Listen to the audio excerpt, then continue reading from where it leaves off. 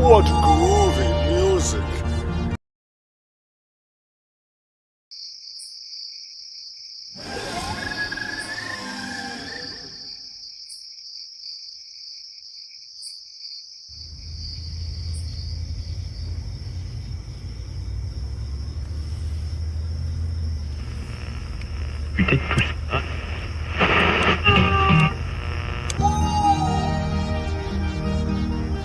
The owl of the night.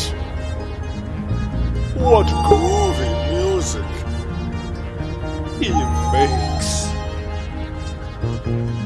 It's Enshohma's Night Owl, Skilly-Boo-Bob, Whirling Show.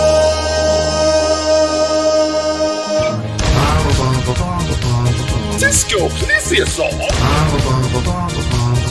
Chicken dinner. Jack Oxen. Chicken dinner. Oh, this is insane. Okay.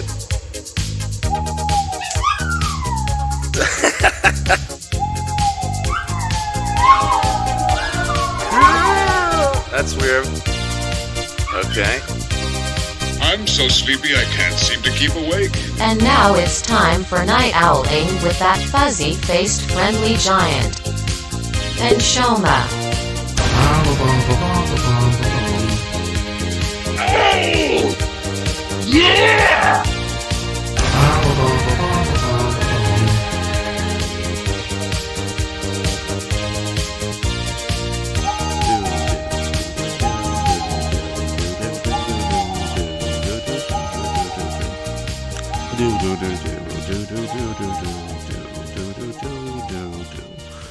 Okay, everybody, welcome to what might be the last night owling ever. No, I'm just kidding. This is the last one for the year, at least.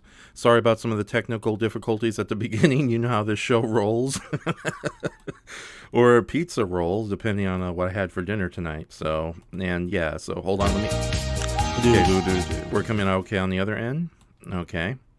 And let's see who we got in the chats. We got Goji Shay. If only we could bring you into the chat. And we have Steven Walker and Flarmago. He says chicken for some reason whatsoever. But yeah, tonight we're going to talk mostly about fantasy-related subjects. Fantasy this and fantasy that. Uh-oh.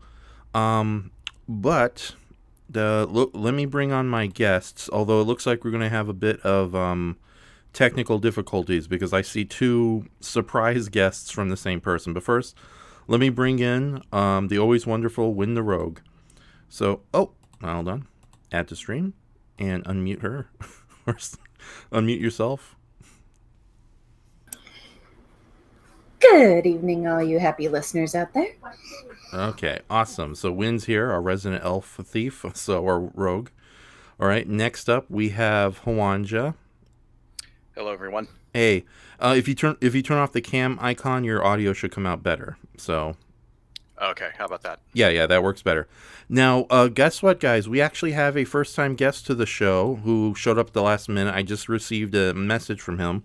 We've seen him in the chats, but he's going to join us tonight. However, there's two of them on the stream, so I might have to get rid of one in order to make the audio work. So prepare for an echoing effect. Join us tonight is Mr. Shay Smithers himself. Hello. Okay, yeah, there's definitely an echoing effect going on. Okay, hold on, I'm gonna... Okay, can you hear us better? Can you hear me? Yes, okay, I had to close one of the extra Shays we had, so I had to destroy your doppelganger. So... Which is which is very true for tonight because it's all about doppelgangers or fantasy, I should say. So I was gonna say it's like my first night here, and it's like in an episode of The Outer Limits. Mm-hmm. Yeah. So, but no, Win, Mark, and Shay, welcome to tonight's just random chat talking about anything fantasy related. Although no doubt we'll probably get some kaiju related questions in the chat. But anyways, how are you guys been holding up lately? Let's start with Shay, and then we'll go on to everyone else. Well, I'm doing very well, and well, thank you very much, Raf, for letting me come on impromptu. That's okay. I should have checked your message earlier. So yeah, and you want to introduce yourself to the audience? Long-time listener, first-time guest. Sure thing. My name is Shay, spelled Shay. My YouTube name is Goji Shay. You'll start seeing me on YouTube actively, I'd say in about a month for now. I got some new streaming and camera equipment for Christmas, but it's not quite working yet. But so far, this is working okay for me. Thank goodness our phones nowadays are so technologically marvelous. Mm-hmm. Okay, hold on. There's a cat meowing in the background. Is that me or you? My cat's asleep, so it might be yours. Okay. Mark, go ahead and unmute yourself. You're good to talk for the rest of the night. Hi, my name is Mark. I have a YouTube channel. It's called Why I Hate the World. I do videos where I talk about stuff and draw things. And me and Raf go way back. So, yes. Welcome, everyone. Hey, and I posted a bunch of your links in the description area, including your thank you. UCD videos, your Esty shop, your DeviantArt page, and Thank you all so much. the webcomic too. So as well as the scary political one. So, okay. I'm eating dinner, so I'll try to eat quietly. Okay, so, all right, and okay. Thank you for muting yourself. Yeah, dinner noises are never the best. So hold on, I gotta have my liquid drink. Okay, I'm sorry, that was a terrible joke. Okay, so all right, when you have a chance to talk. Oh, there you go. Sorry. All right, Win, do you want to introduce yourself to the audience while I go check to make sure my cat's not screaming in the front yard? Sure. All you listeners out there know me as Win the Rogue. I do occasional voice work with Raf. Mostly his characters, especially the alien creature you might have come to know and love as Boo. Boo is a great character. I love her, by the way. Thank you. And once the project finally gets released, I will also be you'll be able to hear my voice in another video of Raf's most infamous villainous, Ms. Blue, at G-Fest. Mm-hmm. Yes, that video is coming very soon. It's either going to be one of the last videos I do for this year or one of the first videos I'll do for January. But there's a lot of little shorts coming in the pipe work. Just a nice little sample. All right, which one of you nerds wants a free bottle of tequila? You're welcome. Okay. Expect burps from Win. Okay. Being able to burp on command like that is true talent. Yes, Win. That you're gonna defeat Doug Kenny or whatever his name is, SpongeBob actor, with the power of your burps. So. I am highly flattered that you would compare me to Tom Kenny. He's definitely one of my big voice inspirations. Oh, really? Okay. One of the big ones, there's a long list of them. The one that's on the top of the list is the great June Foray, who was Boris Badanov's wife, Natasha. Mm-hmm.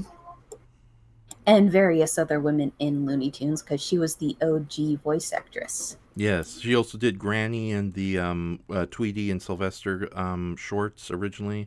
And I think, didn't she do Witch Hazel, the witch, in a lot of those old WB shorts too?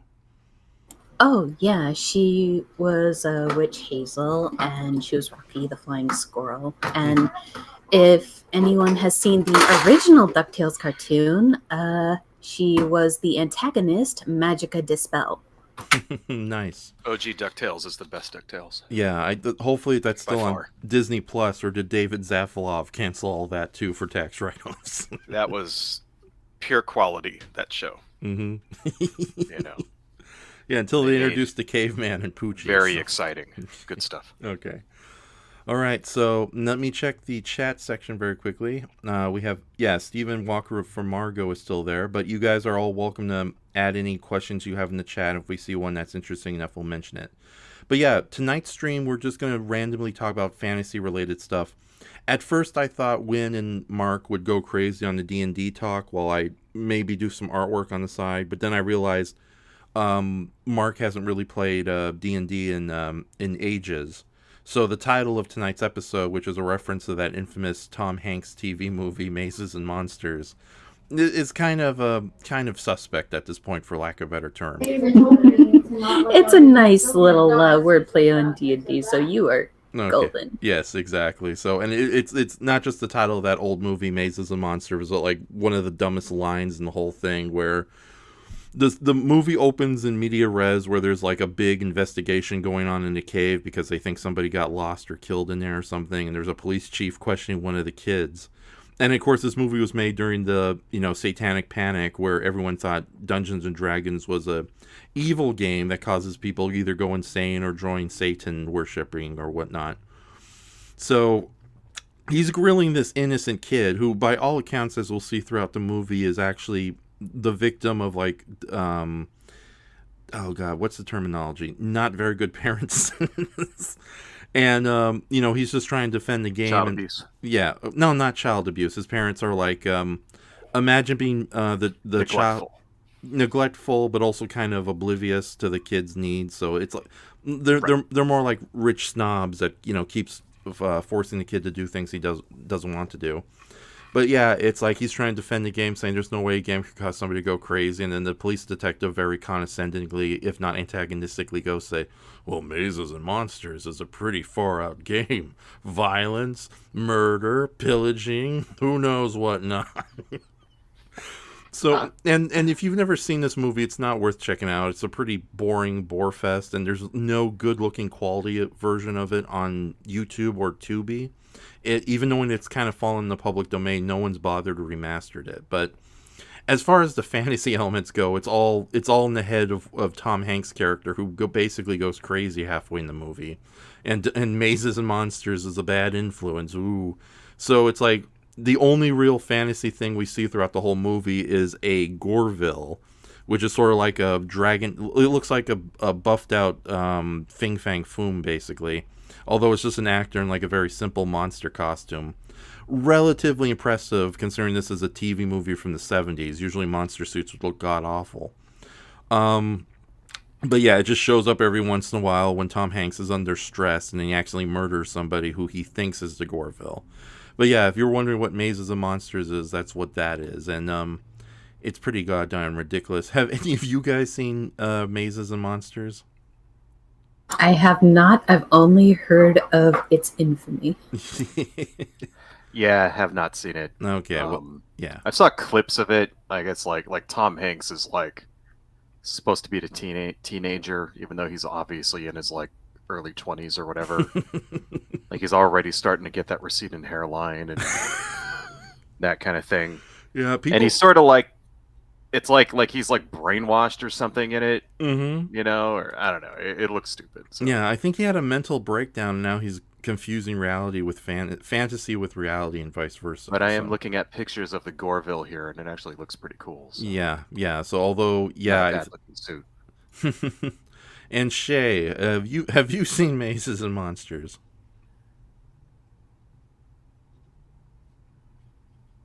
I think we may have lost Shay. Okay. All right. Well, Shay, can you hear us? Can you hear us, buddy? Okay. Shay. If you need. No. Oh no, the Gorvil got him. He's dead, Jim. Oh no. Try unmuting yourself, Shay. Okay. Nah, maybe he's. Hold on.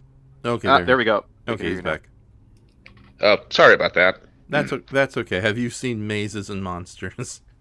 No, I cannot say I have. This is the first time hearing of it. Yeah, you're not missing much. But anyways, yeah, I just wanted to explain what the title of tonight's movie was. But anyway, so who wants to go? Yeah, hold on. We had a question in the chat. Steven asked, does mythology count as fantasy?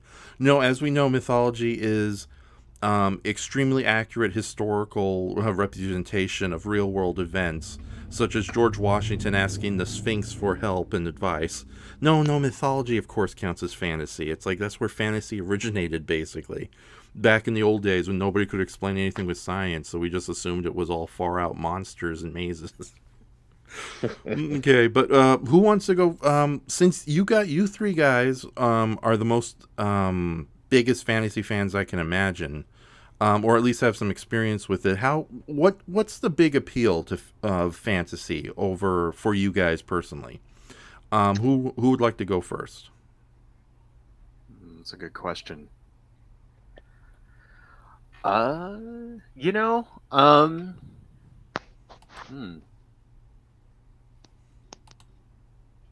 I guess it's sort of like you live vicariously through the character. I mean, like with anything, you're imagining yourself being the Shining Knight, slaying the dragon or whatever. You know what I really like? I really like it when there's like a very detailed sort of like world building. Although Yes. it can get kind of annoying when they try to focus too much on that. But like, if you read like fantasy novels and stuff like that, or something like Lord of the Rings or Tolkien or whatever, where it's not just typical fantasy tropes that you've seen a million times, but everything's really well thought out. And there's invented languages and everything has a history and stuff like that. Like, I really kind of enjoyed that aspect of it. Like, I think that was one of the appeals of Dungeons and Dragons, actually, because you can create that kind of that type of world building, like a good DM would. Yeah. Would not just like buy a module and have you run it straight through, but like sort of personalize it to whatever his ongoing storyline is. You know what I mean? Like, although admittedly I haven't played Dungeons and Dragons in literally over 20 years. I mean, it's been a long time. I do have a couple of the books in particular, like some of the early source books from like, a long time ago. But like monster manuals, stuff like that. I have a few of those things hanging out, so I'm very familiar with it. I just don't have a lot of recent experience. But from what I remember, that was sort of the best part, where you would encounter something and then everything had a reason. And because the whole idea is you're supposed to like role play as the character. I mean, I know there's some groups that are really hardcore with it, and they'll like. Some people will have rules where it's like you have to act in character while you're playing and shit like that. Like, I never did that kind of thing. Home rules. Yeah. It depends never, on the DM. Yeah, like I was never that insane where like, where you had to kind of like in, World of Warcraft, there's certain servers where you have to speak like in character, that kind of thing. Like, I know there's people that play that way, but I was never really that much into it, but that was always really the appeal. Like, the appeal that it could just go on, and there was, and that's what like would make it good. Like, if like they would take the modules and sort of like curtail it to whatever current ongoing story they were trying to tell, and just made it like that much more immersive, rather than like just going with the generic stuff that they found, elves, trolls, dragons, blah blah blah. So that, and also the miniatures are really cool. So Yeah. Okay, so Shay, would you like to mention what's the big appeal of fantasy for you? For me, well, I think it just takes me back to being a kid whenever I read a book or watch a movie that I've always loved. Just it's just so escapist, like imagining myself to be in some far off, beautiful, mystical land, and this probably just mainly has to do with being a boy, but just imagining myself fighting big, cool monsters and seeing and getting the girl. There's usually a lot of very beautiful women that heroes tend to get with. So yeah, for me, it's just fantasy's just so escapist and fun. Just takes me back to that childlike wonder that I do my best to still hold on to in my later years. Okay. Win, would you like to mention what the big appeal to fantasy is? Because if not, I'll go first.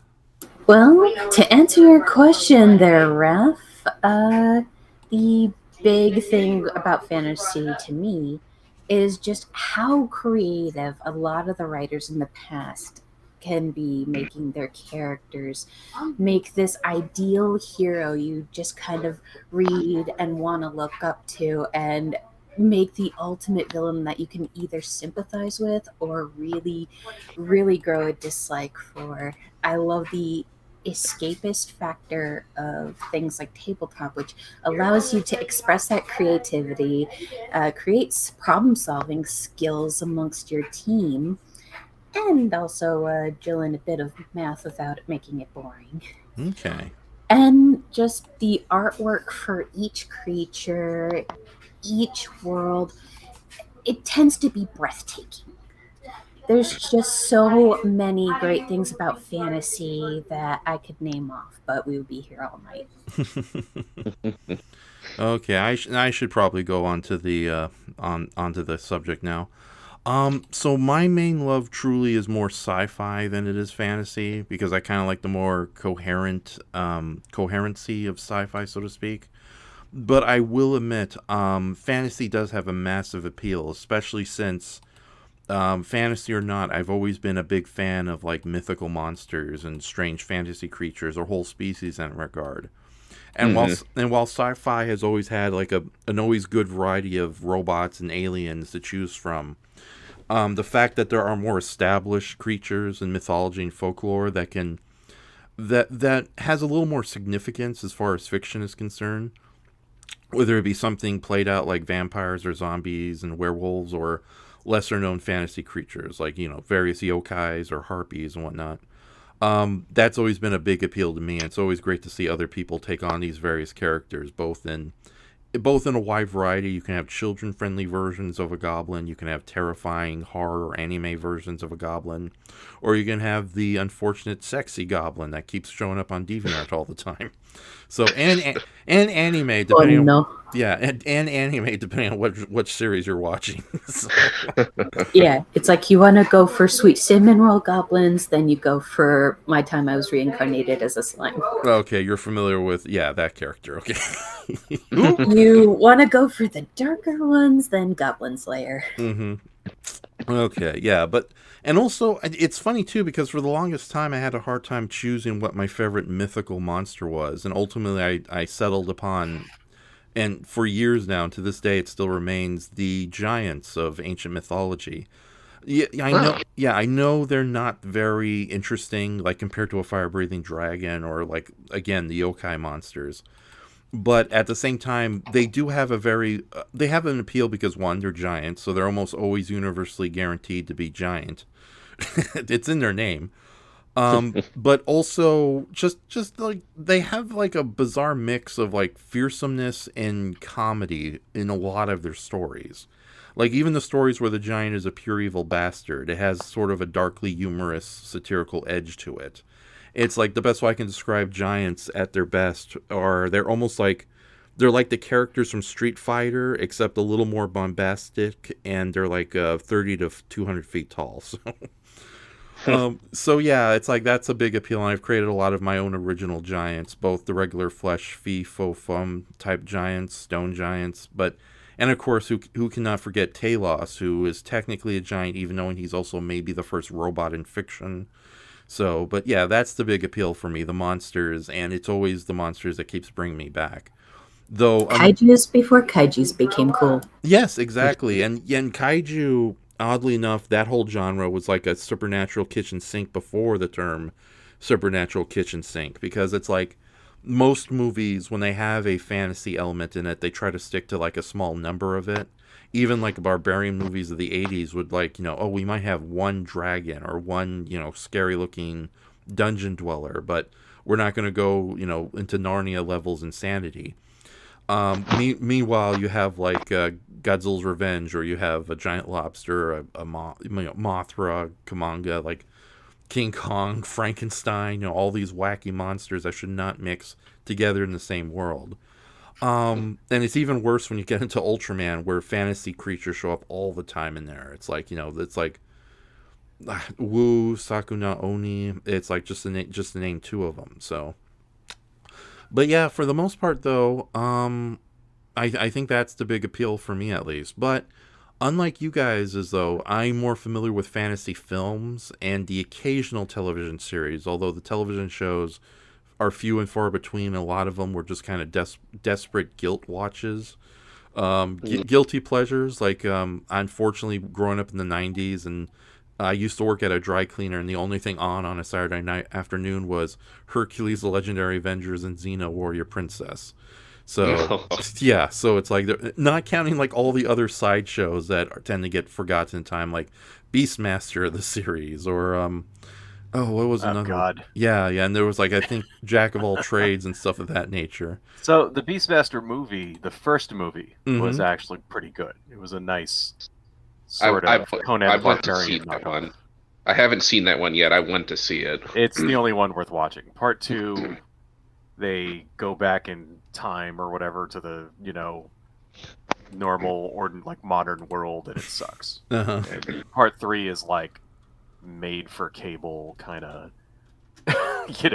Z grade, sort of like shot on a really cheap camera. Shot on VHS. It's a piece of shit. I remember the third one that premiered on TNT, and I think it was a backdoor pilot for Beastmasters the series. Yeah.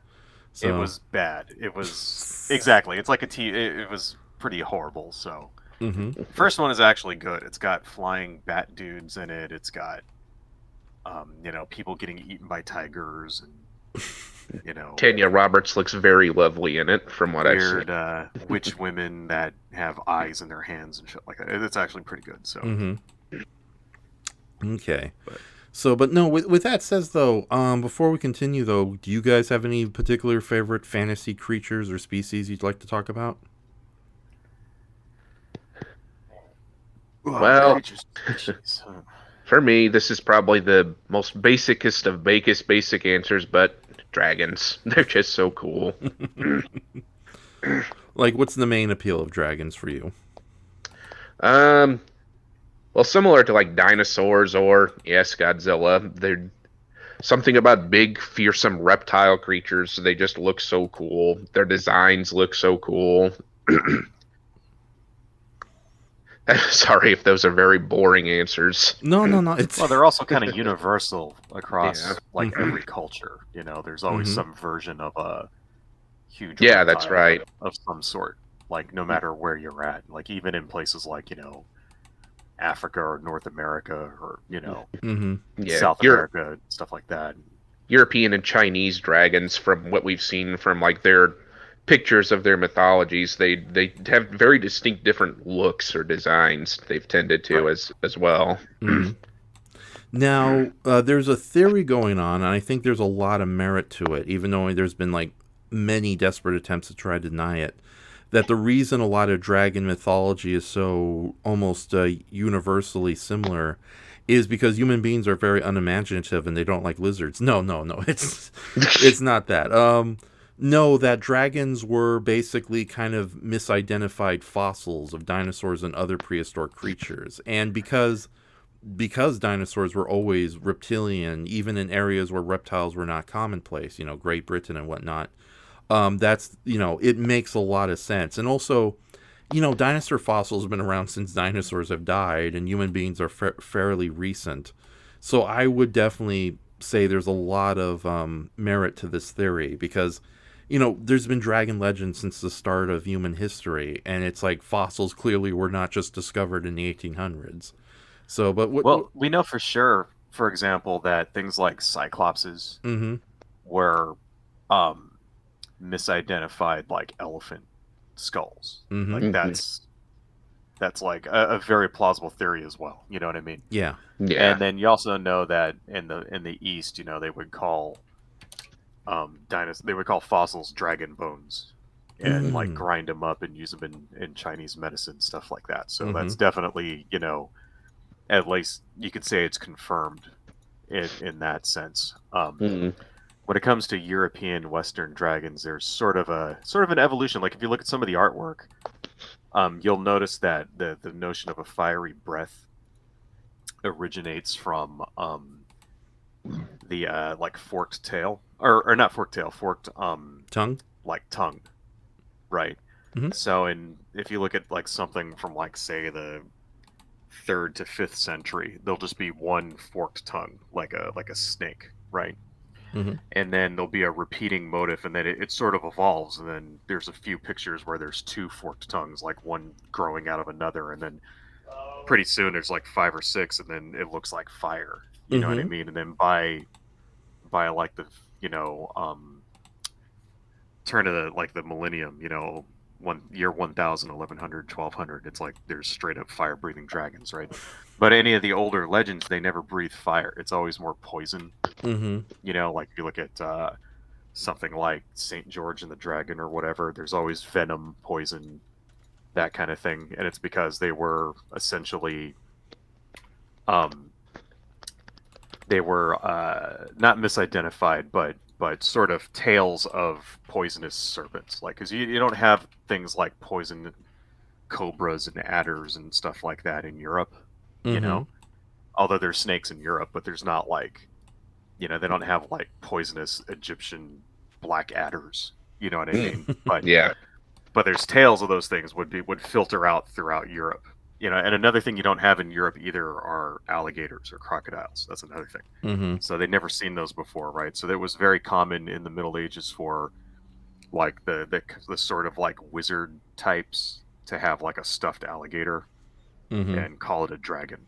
It's like, oh, what is this thing? Like this crocodile, where did it come from? Oh, it's a beast that comes from the Nile or whatever. Mhm. They call it dragon. Other things like unicorns as well. Like there's descriptions of people in Europe describing unicorns, and what they're talking about is rhinoceroses.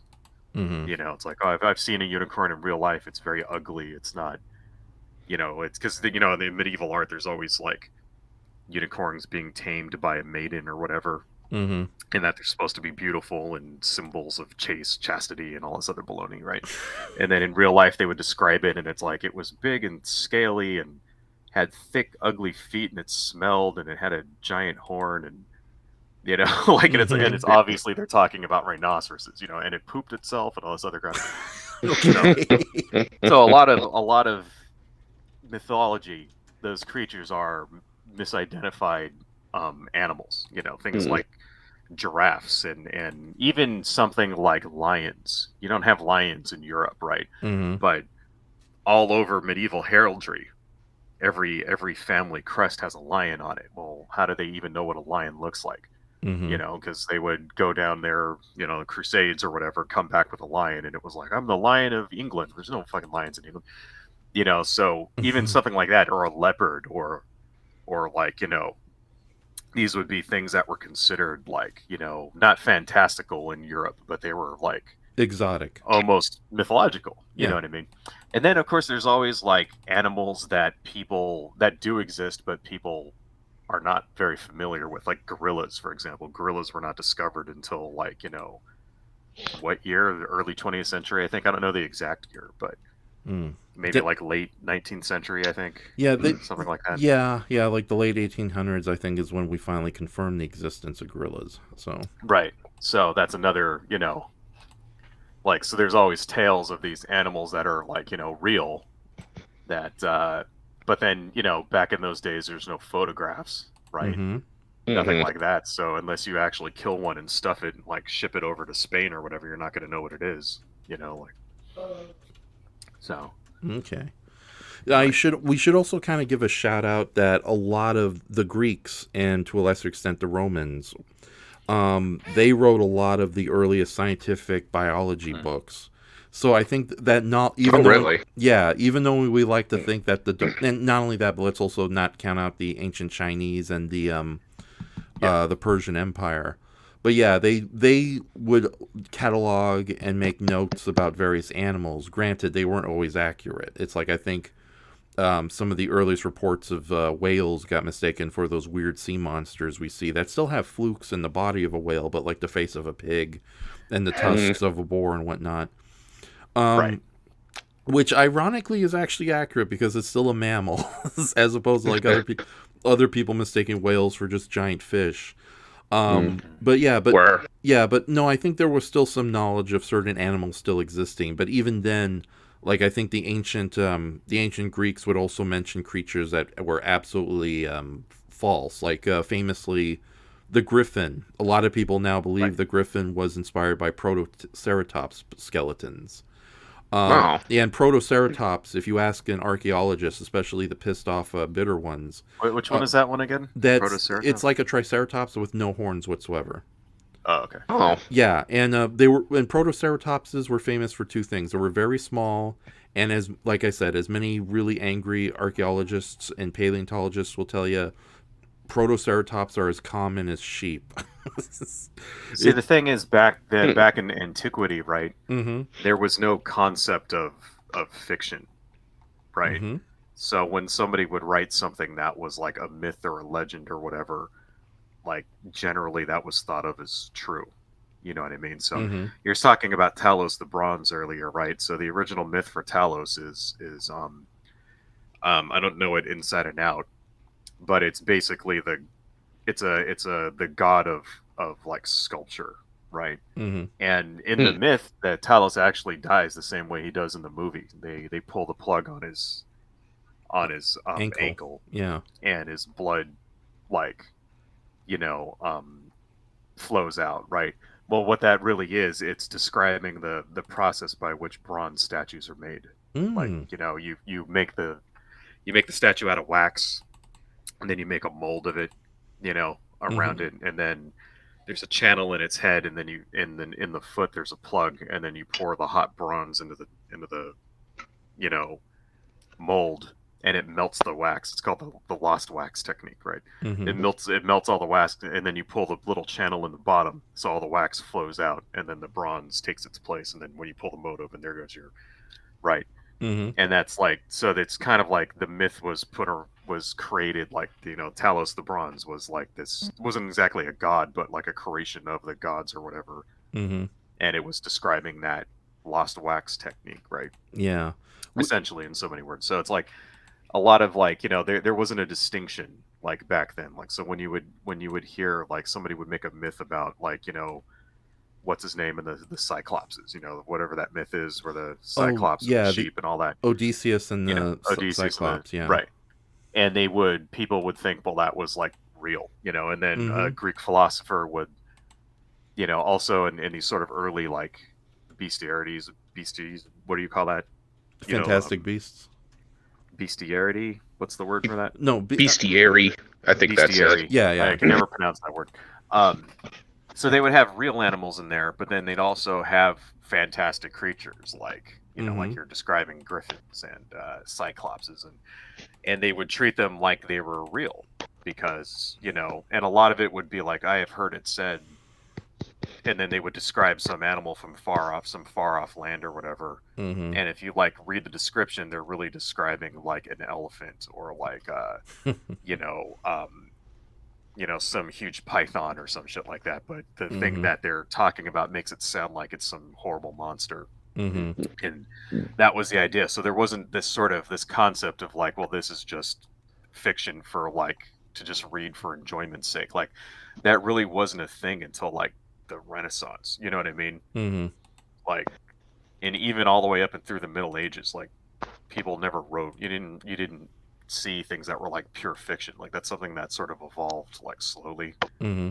So yeah, although let's definitely kind of play devil's advocate here a bit and kind of give due to the ancient people that they weren't always that gullible, because let's face it, I think I think a lot of them knew they were just kind of telling these fantastical stories, whether they believed them or not. And there were probably a lot of people back in ancient times who were less concerned about appeasing the gods than they were, how am I going to go to work today without, have to avoid my neighbor, Annoyus, the annoying one.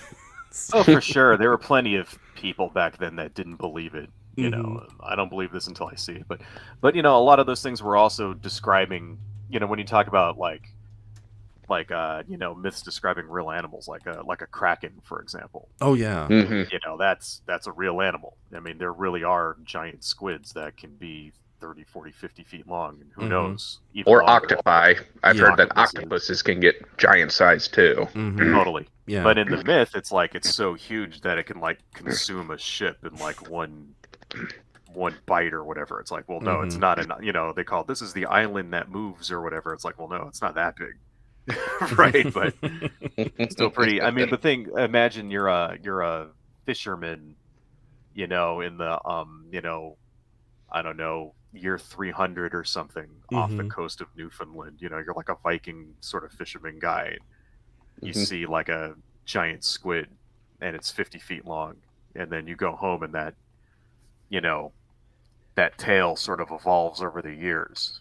Right. And your son retells it after you're dead and says it was 100 feet long, and then your grandson says it's 200 feet long, and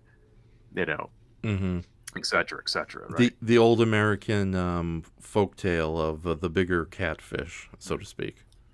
Speaking of your favorite fantasy animal, I've always loved sort of like sea monsters and like krakens and giant squids and stuff like that. That was always one of my favorite. Release the kraken. Totally. That movie in particular was like as big of an influence on me as Star Wars was. I have to say. Okay. I assume you're talking about the original 1981 movie, not the 2010 abomination. Yes. We are, yes, You of did course. like that We are movie, huh? talking about the original Victor and Victoria, the musical directed by Edward Blake. Wait a minute, you're talking about Clash of the Titans, aren't you? Shay, so you're not a fan of the new Clash of the Titans? Oh no, I thought that movie was so boring and just completely lacked the, for lack of a better term, magic of the 81 movie. Yeah, I have to agree. Yeah. You No didn't wonder even Mitch you was didn't not you there. didn't even enjoy the race car speeding sexy Medusa in that one? Come on. Man. Okay, thought I'll the admit Medusa that had its was cool. charm. Yeah. The Medusa scene was cool, but it was like, I agree. It didn't have the same impact. You know what I mean? It was too much like a music video, I guess. Mm-hmm. And it didn't have Burgess Meredith, so that is a big knock against it. Yeah, I know Brayton originally wanted to join us, but then he realized he was busy tonight. So it is funny that if he was here, he would definitely say anything with Burgess Meredith would instantly be 100% better. So. That's good. I'd like to try to endear myself to Brayton more. I feel like sometimes I annoy him in the chat, sometimes on your streams. No, that's okay. He just hates people in general. It's amazing. He barely tolerates me. So I'm gonna speaking of favorite mythical monsters, I'm gonna quickly read Steven's comments that happened a while ago. He says he's a big fan of Jutons or Jutons, basically the frost giants of Norse mythology. And of course he also says you also have Oni from myth, as well as other similar ogres from tales like Beowulf and whatnot. So, and also throughout the night I'll just be posting some fantasy related artwork on the screen. Unfortunately, all I got is mostly sexy fantasy monster girls. So big apologies to everybody who hates that stuff, but yeah. Keep yes. talking. I'm seeing sexy Talos woman right now. I know, it's so sad, isn't it? Monster waifus. Yes, monster waifus. How unfortunate. That's another unfortunate thing about modern fantasy. There's too many They make everything so sexy. Remember when orcs used to be hideous creatures and token stories before see how this is a negative. Yeah. Well, no, I'm not talking about not just the female orcs, but have you seen some of the guy orcs recently? It's ridiculous. I don't know if that word unfortunately belongs in that sentence there. I think it's very fortunate for us. It doesn't have. Yeah, I think the modernized orcs look great. Yeah, it also doesn't help. It's like World of Warcraft has sexy 30s gangster orcs voiced by Clancy Brown. It's like, my man crush, no. And then his voice would get succeeded by one of the writers themselves, Chris Medson. And that man has an amazing voice. There's somewhere floating on YouTube is Chris Medson singing / belting a really bomb cover of Sweet Home Alabama. Really? Okay, that's interesting. So wow. Okay, and with that said, Did you ever see what was that movie Dragon Slayer from like 1981 or whatever? Yeah. Yes. A long time ago though. I think that movie is probably the best depiction of dragons that I've seen. Like that dragon in that movie is like I think it's just really, really well done, especially considering that it was all done with rod puppetry and stuff like that. I mean, obviously it doesn't have the same range of movement like as say something more modern, like Rain of Fire. like Mhm. Smaug from the Hobbit Yeah, movies. Smog or Rain of Fire, or something like Mhm. that. But the thing about that one is that it looks like a real animal. You know what I mean? Like it moves like a real animal does, Mhm. and it actually feels like that's something that's huge and dangerous. You know, like I don't know if you've seen Rain of Fire, like the dragons of that. I mean, they're cool and everything, but they seem more like video game characters Mhm. and less like something that's actually going to swoop down and eat you. You know what I mean? Like, Yeah, like okay, I so mean, don't get me wrong, I like that movie. It's a good movie, but yeah. No, Mhm. no, I don't. They're not exactly the top of my favorites as far as giant monsters are concerned. like And depiction of yeah, dragons, yeah, for yeah, and sure. it's a very little known fact. You guys might not know that I like giant monster movies. You don't say. No, you don't say. No, yeah, I do say. But no, the funny thing is, yeah, Dragon Slayer was a movie I never really got, so to speak, when I was a kid. Like it would play all the time on Disney, early Disney Channel. Yeah. Because I think Oh, really? yeah, I think the film was was actually a Disney production. Except it was released through Buena Vista or Touchstone. It was one of their early Touchstone efforts. Oh. Yeah, I may be mistaken though. So if anybody in the chat want to correct me or you guys want to correct me, by all means do so. I don't know, but Yeah, but no, they used to air all the time on the Disney Channel, uncut. And yeah, of course, as little Enshohma me before I discovered Godzilla, I was used to be afraid of monster movies. Yet that would always play because the parents assumed it's on the Disney Channel and it has a dragon in it. Okay, everything's gonna be a-okay. Cut to an innocent princess being devoured by baby dragons. oh yeah, Yeah, so that wonderful sequence, huzzah. But yeah, now when I got older and revisited the movie, I kind of appreciated what they were trying to do with it. Be a much more cynical, almost kind of post 70s. I'm sorry about that. Post 70s take on kind of political corruption in a fantasy world where dragons happen to be real. Because like one of the big elements of that film is that the king and his corrupt court of not so dementia filled knights and whatnot are using a dragon as an excuse to kind of keep the kingdom in check and the people in check. Of course, it kind of backfires immensely later on. But I think it's that level of kind of darkness and cynicism, while making the movie very unique, kind of makes it very unappealing for a lot of people. And I think it's one of the reasons it's I don't want to call it a cult classic, but it's like on the verge of everyone knows it, but everyone, it's slowly kind of being forgotten. But with that said, yeah, it's not at the top 10 of many people's watching lists for sure. yeah. So, Yeah. but with it, and with that said, though, yeah, I fully agree. It is possibly the best take on a dragon in all of cinematic history. I don't. It's like, It's yeah, definitely up there for sure. yeah. I mean, you may be able to find other movies that are more technically able. I mean, Mhm. especially once you start getting into CG and stuff like that. Mhm. Yeah. Obviously something like Smog from the Hobbit movies. I mean, it looks incredible. It moves incredible. But it's not And you're not just saying kind that of not on because the of same level, the silky, sexy voice of Benedict Cumberbatch. right? Okay. But it's almost like that. Those are almost like they're almost like cartoon characters. You know what I mean? Mm-hmm. The way that say Smog is treated, or I'm trying to think of like other movies that had dragons in them, like the Dungeons and Dragons movie. You ever see that? Yeah. You know, Who like hasn't? then it's got Me, dragons in it. And they're I haven't flying on seen it. that yet. Oh, okay, you're. It's sort of like when it's kind of kind of crappy, but it's not bad though. The history of the movie and how it got made is actually better than the movie itself, but but it's sort of like it has these sort of CG dragons and they're using them as like mounts and all that, right? Mm-hmm. But they almost become commonplace. You know what I mean? Like that's the problem. Like the Rain of Fire, right? Mm-hmm. There's like a whole army of these dragons that they're fighting, and it almost, well, when you have like 50 of them, they're not special anymore, right? Mm-hmm. Versus, and then if you have like in Dragon Slayer, there's one, and you see it at the end only, and when it finally comes out, and you realize how strong it is, like it just starts laying waste to everything. And you're like, oh god, this thing is terrible. It's like, wow, maybe they were right to sacrifice the virgins to it. You know what I mean? Like maybe Let's they not should have say just that. left it alone and kept supplying it with meat. And then you get the feeling it's like, well, they could have just put some cows in there; it would have been fine. But Yeah. didn't have to be virgins. But like versus like another movie is Dragon Wars. You guys ever see Dragon Wars?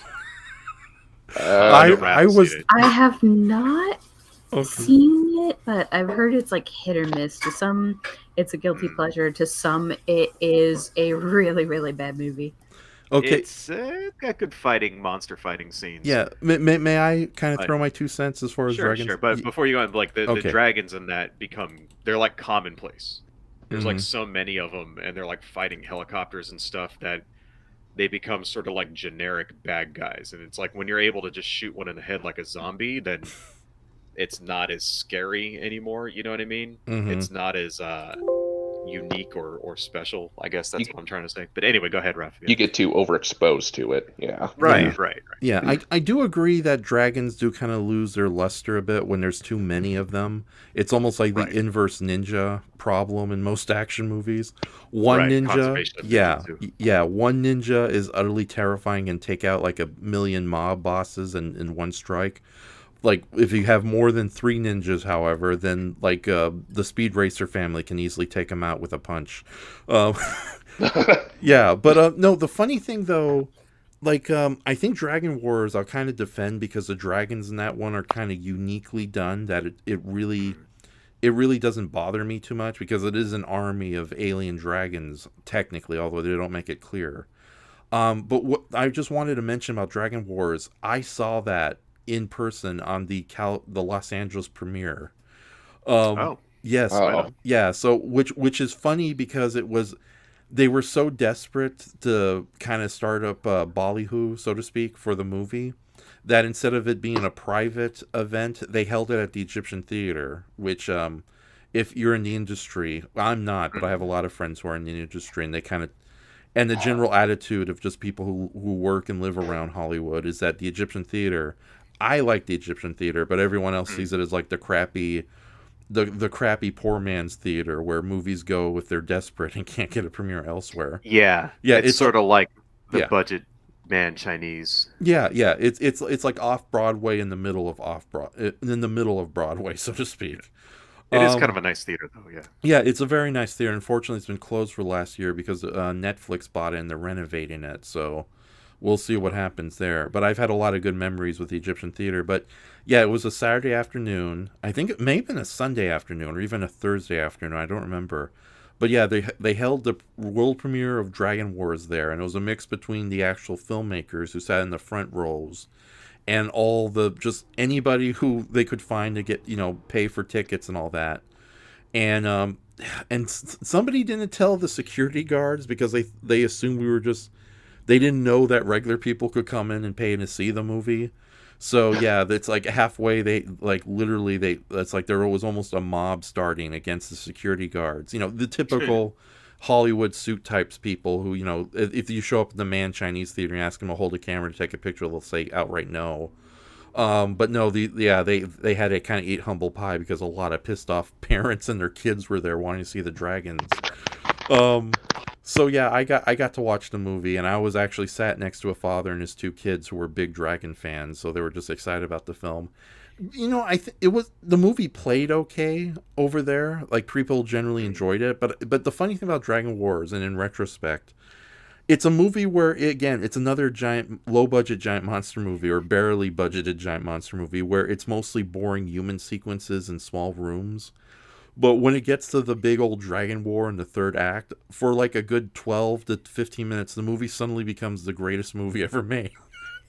Oh yeah, the fight scene at the end between the 2 beasts is actually really well done, I must say. No, and most of the fight scene where they're like the army is fighting this sort of like barbarian invasion force who for some reason also have missiles. like they're like fighting with like swords and ox-driven carts or whatever, except they're not oxes, they're like these reptile things. And then they also have like long-range rockets. Like I don't know how that works, but that's actually pretty well done. but you know, it's just if you're gonna watch it, just fast forward to the end, like Mm-hmm. you know, for sure. Yeah, there's probably a highlight reel. So, but yeah, like Wynn says, it's kind of hit and miss. Some people enjoy the movie for what it is. Other people are like, yeah. See, I actually like bad movies, so I thought it was all right. Yeah. You know, but yeah, it's not. It's definitely a step down from some like usual Hollywood fare. You know what I mean? Better than the director's other films, that's for sure. So. Yeah. What else did he put out? Oh, the Yongari movie, Reptilian. Oh God! Yeah. Oh my goodness! Yeah. Okay. When I know you're very lucky not to see Reptilian. So. It's It's a good candidate for if you ever have a bad movie night. It's a definite good candidate for that. Mm-hmm. That may quite possibly be the worst kaiju movie I've ever seen. Really? Yeah. Okay, so when if you don't can know. if you there's can a lot of heavy competition for worst kaiju movie. have you seen Project Viper? Oh my goodness. Project Viper. What's that? Oh God, must I? Now I got to look this up. I mean, Yeah, no, it's a stupid. It's one of Sci-Fi Channel's first original monster movies, so to speak, from the late '90s, early 2000s. And it's about like a T-1000 style silver metal creature it's basically a ripoff of the Blob if the Blob was the T-1000. But it's just so horribly made, and it's one of those movies where I don't know if it was Sci-Fi Channel insisting that to be a death sequence every 5 minutes, or if it was the filmmakers being really stupid. But yeah, it's one of those films where either a character introduces themselves and they're killed like 4 minutes later. It's like, "Hi, I'm Bill, and this is my dog, and we're out on the walk in your neighborhood." That's nice, Bill. "Okay, I'm going now. Hey, Flofo, what are you looking in the sewer? Oh no!" And they both get killed. Or even stupider, it's a movie where like characters will kill other characters for no reason whatsoever. There's a government agent who is already on his way to meet the scientists at the laboratory, but for no reason whatsoever, he kills an intern and takes her car for himself just to get over there. And he's not an assassin or anything. He's a regular government agent who just randomly murdered this woman for no reason. So, was there a deleted scene, or it's like, so yeah, project, and plus the monster's nothing to write home about. So, but we're not here to talk about terrible sci-fi monster movies. We're here to talk about terrible fantasy movies. Wait, that's actually a good segue, because I wanted to ask Wynn if you wanted to share your thoughts on dragons and if you've seen any dragon movies you thought. But if you want, we can just move into the worst fantasy-related fiction we've seen. Movies, TV, books, anything. Well, did Wynn say what her favorite fantasy creature was, though? Yeah, Wynn, did you share your fantasy? You didn't get a turn yet, Wynn. Yeah, Wynn. No, I haven't had a moment. I have a long list of various fantasy creatures that I always thought were awesome. Aside from obligatory dragons, I've always been a pretty big fan of wyverns, which is kind of a dragon variant. Chimera, the Pegasi, which is the winged horse you hear in Greek mythology. Because let's be real here, who wouldn't want a freaking flying horse? Totally. Oh yeah, especially with Clash of the Titans making it so awesome. So. That, and with today's gas prices. And also, if you have a Pegasus, you by law you run TriStar Pictures. Oh yeah. Yeah, they're That's still right. Yeah, That used to be their open signature. Mm-hmm. So, but Sorry, I was just going to say, Pegasi are so awesome they even show up in sci-fi movies like Blade Runner. Oh yeah, that is true. So. Yeah. But yeah, no, the next question is, and we'll start with you, Wynn, before you go back to muting yourself. What's the worst fantasy film, book, television series, or anything fantasy related you've ever seen? Let's see. The worst. I can't quite recall because there was quite a bit of them when I was young that I looked back on now and wasn't a really big fan of them. There's a lot that I liked. There were a lot that I disliked. It's really hard to say because, as I said, the ones that I don't really remember all too well were ones I saw when I was really, really, really little, like single digits. Oh my goodness. Okay. All right. So, well, it's a good thing that for the most part, fantasy is fairly okay, unless you're that one unlucky son of a gun who's seen every isekai anime that's come out in the last 5 years. Yeah, because I loved me the Tolkien Lord of the Rings movies. The Hobbit ones were pretty good. I did enjoy watching Benedict Cumberbatch just have fun and chew up the scenery behind the mic as Smaug. Mm-hmm. I look forward to the upcoming D&D movie. Hi, Stinky.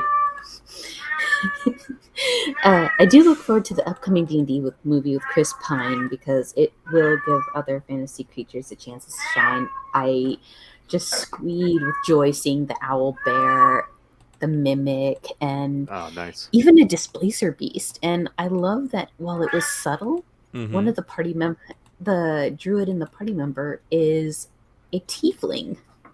What is a tiefling, if you care to explain?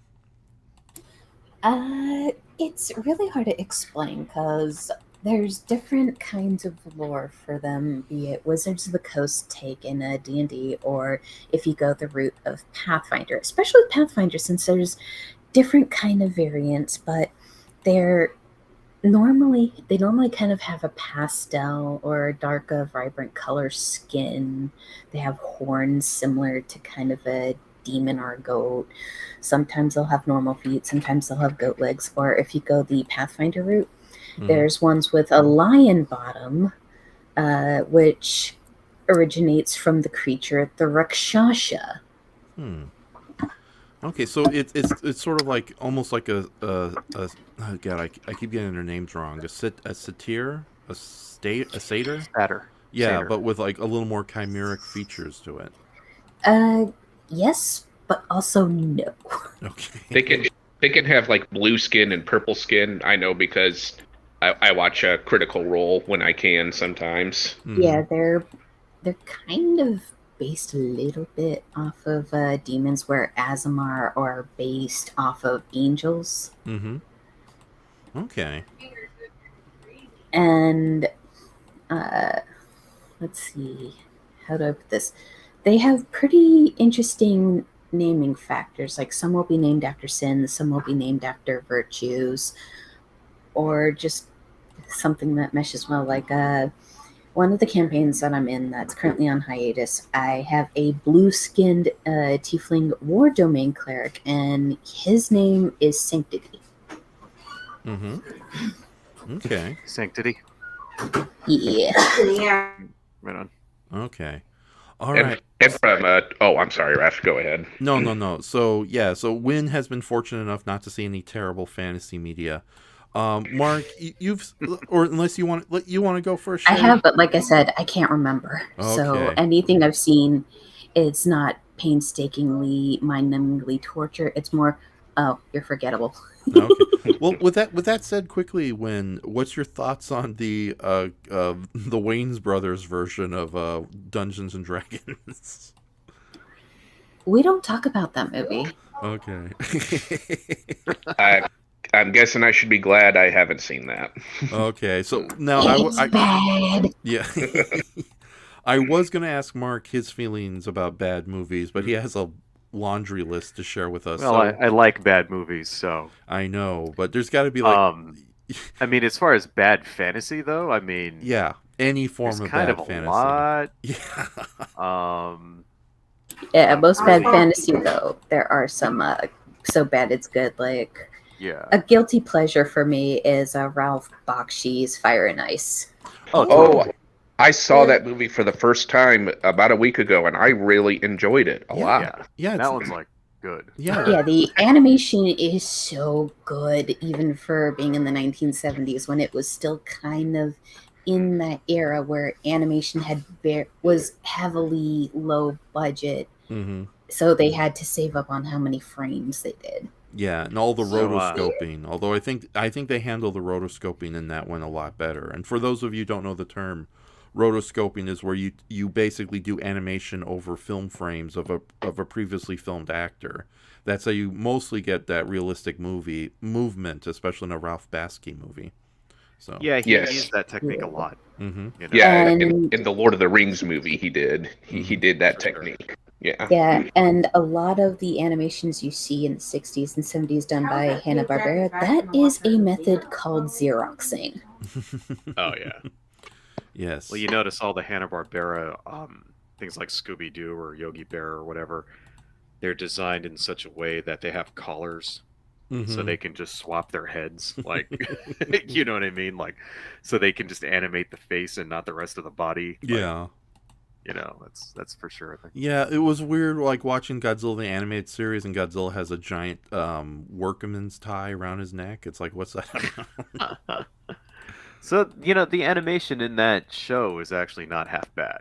No, I mean, it for is what it is. Yeah, It's pretty good. Yeah. No, we'll save that for the Hanna-Barbera Godzilla series celebration podcast. Try to think of bad fantasy. Like, mm-hmm. there's a book series, probably the worst fantasy book I've ever read is called Heaven's Wars. Mm-hmm. And it's by a guy named Tim Wall. And you can get it on Kindle for free, I think. It's one of those, like, free sort of, like, Kindle library type books. Sounds like a trap. So this guy's not, like, a big-time author or anything like that. Mm-hmm.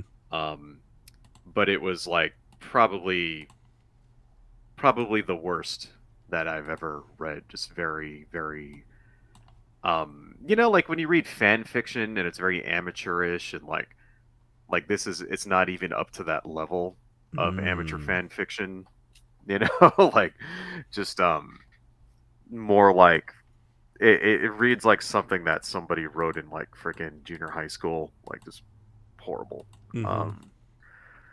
But you know, I mean, as far as movies go, though, God, there's so many bad fantasy movies. There's a lot that are really terrible that I like. Like, there's a movie called The Barbarian. I think it's The Barbarian Brothers. Oh yeah, one of the canon movies.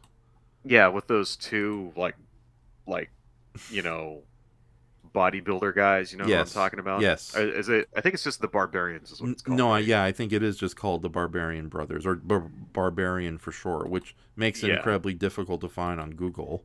So. Like, very, very bad Conan the Barbarian ripoff. Mm-hmm. With these two bodybuilder dudes who just can't act. like they were these. Let me see if I can find it. You know. Yeah, I think they were called the Barbarian Brothers. I think that was their stage name. Yeah, but I know there were twins, and I know that movie. Peter Paul and let's see, Francis Teddy Paul and Leonard Paul. Those are the two guys. Yeah, he beat me to it. And I think one of them is still alive. He's like 65 and apparently is still super jacked. So if you're out there, please don't find me and beat the crap out of me because he looks gigantic still. That's what you think. buddy. But anyway, yeah. So these two dudes who are just like they can't act, like they just can't, and they're just in the movie because they're like the size, like they're gigantic. These dudes are like super huge, buff, jacked guys that can't act their way out of a paper bag. In this really horrible Conan the Barbarian ripoff. It's like seriously bad. But I think the worst, like I think I'd have to go with Red Sonja as the worst sort of fantasy movie I've ever seen. Most of these movies, like, you know, because there's a lot of them. There's like this series called Ator, and there's like a bunch of like, especially right around like the early '80s when there were all these Conan ripoffs. And I think Red Sonja, as the unofficial third Conan movie, is the worst one I've ever seen. It's got the stupidest plot. The acting makes no sense. There's a little kid, like Short Round is in it. And he has like a big, like sort of fat sumo wrestler bodyguard who carries a giant bone around. Like he looks like Fred Flintstone. Like imagine like Short Round, but wearing like a barbarian samurai outfit, and then like Fred Flintstone walking around with a dinosaur bone, like hitting people. Like this obviously fake ass plastic bone thing. It's just really bad. And then Arnold Schwarzenegger's in it, but they can't call him Conan for like copyright reasons, but it's totally Conan. And they call him like Nanko. Lowered himself. And the movie is really about him, you know, except it's Red Sonja, and really it's Conan part. It's so bad, so bad. And there's like a mechanical alligator in it, and I don't know. And what's her name? Ingrid Bergman or whatever is like the bad guy. Igman was she? Wait, was Igman Bergman in it? Yeah, she was the bad guy. Holy. In that movie. She's like the only person who can fucking act in the whole movie. Like she's like the best actress. What's up, Win? Yeah, that one I do remember, which is a damn shame because the Red Sonja comics are fire. Oh, totally. Totally. I love Conan and the Barbarian in general. Like my uncle left me like when he passed on, he gave me his collection. So I've got like 35 somewhat, of these like Conan paperbacks. Yeah. Going back years. So I've read a whole bunch of these things, and they're really awesome. Conan's great. It's like all he does is kill people and like have sex. Like that's it. Like, there's a girl in the story. He like gets with her, and if there's like another guy, he kills him, and that's it. That's all Conan is. Just sex and violence is the best. Okay. Yeah, and two great actors in both movies and antagonists, James Earl Jones and Clancy Brown. Oh, totally. Yeah. So, I forgot Clancy Brown was in there. Now I got to watch that other Conan movie. Okay. Yeah, the second like Destroyer's kind of piece of crap, but I don't know. Like I actually because they made one in 2011 with Jason Momoa, which I thought was decent. And I guess it kind of flopped, which was too bad, because it was before he sort of became a star. He was still like pretty much an unknown, and then Game of Thrones comes out, and now everybody wants him. It's like if they just would have waited like 2 years to make that movie, like it probably would have done way better. Yeah, so, no, I actually didn't mind that version of Conan the Barbarian. I thought that was a pretty good version of the character. Although, would you argue they kind of made him a little more lovable than his book counterpart? They made him less of a bastard for sure. Yeah. Also, guilty pleasure for me, the Conan the Adventurer cartoon was great. Oh, that's where they fight snake people versus snake people. Yeah, and they have magic items that were made from the metal of a meteor, which I really loved because it added to the additional fantasy factor, and it kind of gave Conan a party. It's like you got Jasmine, who could technically be either seen as a rogue or a Way of the Kensai monk with throwing weapon proficiency. You've got Zula, who is obviously a ranger or a druid, or even classed with as a ranger and druid. And of course, you got Grey Wolf, who was self-explanatory, the wizard. So. And Conan had an animal companion who was a pomegranate addicted phoenix named Needle. I liked how they couldn't make anybody, like nobody could die in that series because it was for kids. So he would hit somebody with a sword and they would just get teleported back to the negative zone or whatever. Right? But he obviously, like, they're trying to make it mean and gritty, but they can't. So, like, people don't die; they get turned to stone. You know what I mean? Like, oh, your parents, you turned them to stone. Like, so I think they did a pretty good job of skirting that line of making an obviously R-rated, low fantasy character into a TV, children's TV show. I think we just heard Conan's sword just show up and try to kill him. No, That was my phone. Okay, that was a cool phone. It's like, or it's like Navi came. It's like, hey, listen, I have opinions. Come on. I miss you, little buddy. Yeah. What about you, Raf? Oh, bad fantasy fiction. Oh my goodness. Oh, we lost Shay. Oh yeah, if Shay comes back, we'll be okay. All right. Good question. Like, I'm going to try to avoid like a lot of terrible horror movies. Because if you think about, a lot of horror movies are just fantasy films, but in modern times. You could, Troll 2 being the most famous example. Right.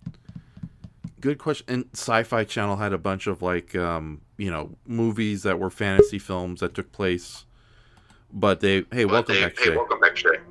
I'm sorry. Can you give me a real quick? Can you give me a second? I need to take a quick phone call. Okay, then just mute yourself. Okay. Doppelganger. Okay. Yeah, I know Sci-Fi Channel had a bunch of movies that like took place around like medieval times, and clearly they were filming at the same castle in Romania for all these movies. And it was a thing where it's like you would enjoy it for being kind of the fantasy films they were, but then of course being a Sci-Fi Channel original, halfway everyone gets brutally murdered. And it's like, what was the point of that? I don't know, it just kind of turns you off. Like, you're having fun with these characters, and yet character deaths are needed. But it's like, it's just so nakedly obvious they're just doing it to fill in a quota of bodies, so to speak. Wow. I think I may have seen so many bad fantasy that it just kind of like blurs right now. So, hey, does your Hunter from the Future count as sci-fi or fantasy? it does have like robots in it. Yeah, but there's also dinosaurs. There's also cavemen. It's technically sci-fi because it takes place in a post-apocalyptic future, and there's aliens and robots, and all the dinosaurs are technically not dinosaurs, but mutants.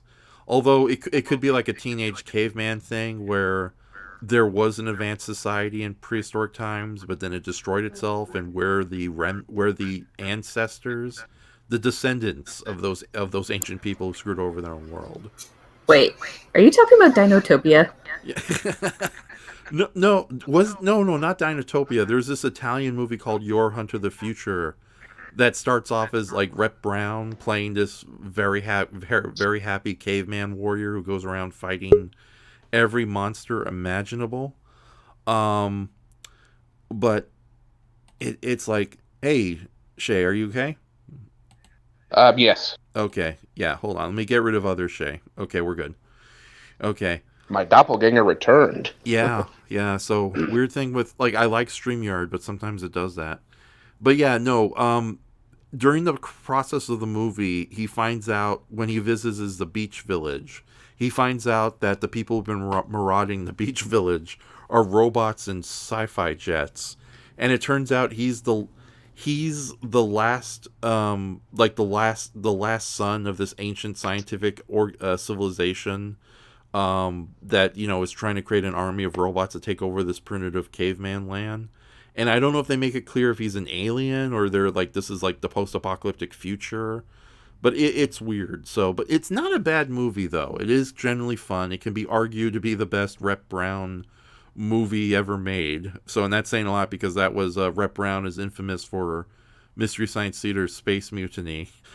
The clip and the little guy and the big beefy guy in a little silver go-kart screaming "ah!" before he jumps out. I think I remember that. Yes, that was the episode with the big bad-looking puppet dinosaurs. Is that it or no? No, yeah. that was Future Kick or something. Yes. Yeah, there are big bad-looking puppet dinosaurs in Yor though. Oh yeah, They're like made out of garbage sacks and stuff like that. Yeah. No, they're made. No, it's much better than that. They're made out of paper mache. I mean, they're impressive. Yeah, but it would be impressive for like if this was a school play or whatever. But obviously, yeah, pretty fake. Yeah, I mean, don't get me wrong. It's just because it's like goofy looking doesn't mean it's bad. But this movie's pretty bad. Yeah. But no, it's like the funny thing though is your Hunter of the Future. Yeah, there's a stegosaur triceratops that shows up early in the movie, and I remember as a kid that was like the most realistic dinosaur puppet ever. But then it's like after like 20 years of like absence and revisiting the movie, it's like this isn't as good as I remembered. And there's a Dimetrodon in it. There's a giant bat that gets used as a corpse/hand glider. Totally. Yeah. Well, that's the best part of the whole movie right there. Exactly. And it's made even more awesome when he's like flying into the cave to fight his enemies, the purple skin cavemen, who are just complete bastards who kill off almost every one of his love interests throughout the movie. But yeah, he just glides in on this giant dead bat. He's using a hand glider, and his theme song starts playing. It's like, "Your hunter from the future." So the great thing about that scene is that he's there to rescue his girlfriend and her father, right? Mm-hmm. But the bad guy cavemen, the troglodytes, had also kidnapped all these other people from the same tribe. So he floods the cave, kills them all. But it's like, what happened to all the other like captives? Did they all die too? Like they never answer that question. It's like apparently he also commits genocide against his own tribe or whatever. Like, I don't know. Okay, well here's the interesting thing. Yeah, two things about that I'm going to quickly mention. And I guess we could throw Jorg into the fantasy camp because it is another Conan the Barbarian riff. But Your Hunter of the Future actually started as sort of a 70s Italian comic book inspired by Conan the Barbarian, the comic books. And it was actually made into a television miniseries. And that television miniseries, which I think was 3 to 4 episodes, each an hour long, was edited into Your Hunter of the Future. So with that said, so for all we know, either the villagers survived, but that's on the deleted scenes, or it's a typical Italian fantasy movie where, oh, you're a village? You're gone, buddy. I didn't know that was from a TV series. Huh? Yeah. No, it was like, and I bring that up because there apparently seems to be a couple of, excuse me, I got a hiccup. There apparently seem to be a couple of monsters missing from the movie that were in the miniseries. And if you look online, you can find footage of a giant one-eyed octopus attacking our heroes from a lake, and I might end up playing that footage at the end of the night just for the hell of it. But yeah. So I don't know much about the Your Hunter of the Future miniseries, but I know it was successful enough to get a movie cut, and it was the movie cut that got dubbed and brought over to America. But yeah, no, the thing is, I can't be too mad at a lot of these cheesy fantasy movies because they are, if they're entertaining, I can give them a free pass. But as far as like bad fantasy stuff goes, I think a lot of the movies that were trying to ape Harry Potter kind of comes to mind. You know, like all the failed attempts to do franchises with fantasy and magic. Although I think the worst examples of those may be like Disney and Nickelodeon sitcoms that have witches in them, but they don't do anything other than just crappy CGI effects. So well, you're not like the biggest fan of Harry Potter anyway, right? Yeah, but it's only because I barely read the books. The movies kind of annoy me on multiple levels, and then of course J.K. hasn't made things easier. Yeah, I mean, I've been a fan of both, but I think I prefer the movies more. Mm-hmm. Even though there's certain things that are cut out and certain characters that are dropped, stuff like that. Mm-hmm. Real quick, I'd like to give a shout out to Derek from Bonus Commentary in the chat. He's visiting. Hey, Derek. Bonus Commentary. What's up? Hello, Derek. So, and Laura joined us earlier too. But hey, Bonus Commentary, while we see you, if you have any fantasy questions for us, go ahead and ask us, because or guys in the chat, if you have any fantasy stuff you despise, let us know. Like what's the worst fantasy related thing you've ever seen, other than a Tengu and a mimic making out behind a bush. Sorry, that was a dumb joke. So see, it was so dumb nobody's laughing. You guys are usually good about that. Anyways. But yeah, now thinking about it, I think, I'm not a big fan of the Harry Potter stuff, but I think I can definitely say the worst fantasy thing I've ever seen. And this is by reviewer osmosis, I should say, because I've only seen a couple of episodes of this TV show, but I remember Obscura Lupa did like a very detailed retrospective on this series, and it kind of reconfirmed a lot of my suspicions based on the few episodes I was forced to watch. And it's the original Charmed TV series. I know. Yeah, I know a lot of people love that show, and it has its fans, and hence the reason why there was a reboot of it. But it's clearly one of those shows where there's a terminology called hand of the writer, where it doesn't matter if where the story is going or if the story is adapted from another source. I'm going to quickly read this commentary from Bonus Commentary. Somebody made hot mind flyers and beginning to think there's not enough brain bleach on our planet to fix my brain from the damage of that image. Okay, so that's mind flayers that he said, Raf, not mind flyers. Okay. Oh yeah, I didn't see the A there. Okay, so my bad. So yeah, and speaking of horrible things, I'm going to change the image from Mara Anning, the plesiosaur smuggler, to a sexy goblin. So there we go. Don't worry, it's not that terrifying. When did I don't think I've ever seen the original Charmed TV show. Was it from like the 60s or something? No. It's it was one of the many shows to try to bank off the success of Buffy the Vampire Slayer. So we're talking late 90s here. And it was it's mostly pretty much a soap opera dark fantasy show. Yeah. Because I mean, I love Buffy, but I don't think I've ever seen this thing. Oh, no. Imagine Buffy, but way more snarky, way more shallow, and way more dumber, and you can see all the problems behind the scenes coming up to the surface, because there's a terminology called hand of the writer, where you can see the writer's own personal biases and fetishes leap into the story, regardless if the story is adapted from somebody else's work, or if it's connected to a previous work. For example, let's take a very simple criticism that Doctor Strange Multiverse of Madness gets. It's obvious that Sam Raimi and his team had no idea who the hell the Scarlet Witch was beforehand.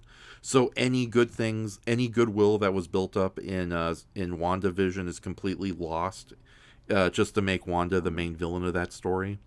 Or worse, it's like you can tell, like when comic books have to change writers, you can tell that a really good run gets ruined by somebody who doesn't care and just throws in they kill off all the side characters and start the story from scratch.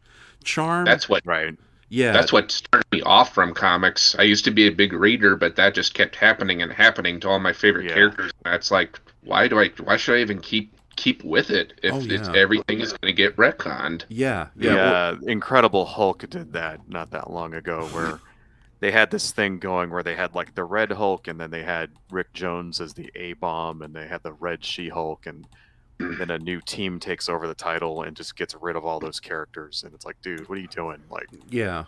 For the last 5 years, they had this storyline that involved all of them for like the last 5 years, and then this guy just like destroys them all. Just doesn't kill them off, but removes them. And it's like, man, this is why I started reading it, because I want to see Red Hulk. Like, what are you doing? Yeah, exactly. And it's as much as we love the James Gunn's Guardian of the Galaxy movies, you can tell James Gunn really put his stamp on these characters to the point that the characters were completely changed from the comics to fit the James Gunn versions a lot better.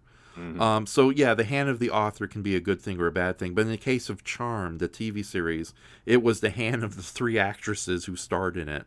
Because from what I understand, like whenever the series makers try to introduce a new villain played by a well-established character actor, if the actresses thought it was boring, they would have that character killed off in the next episode or two.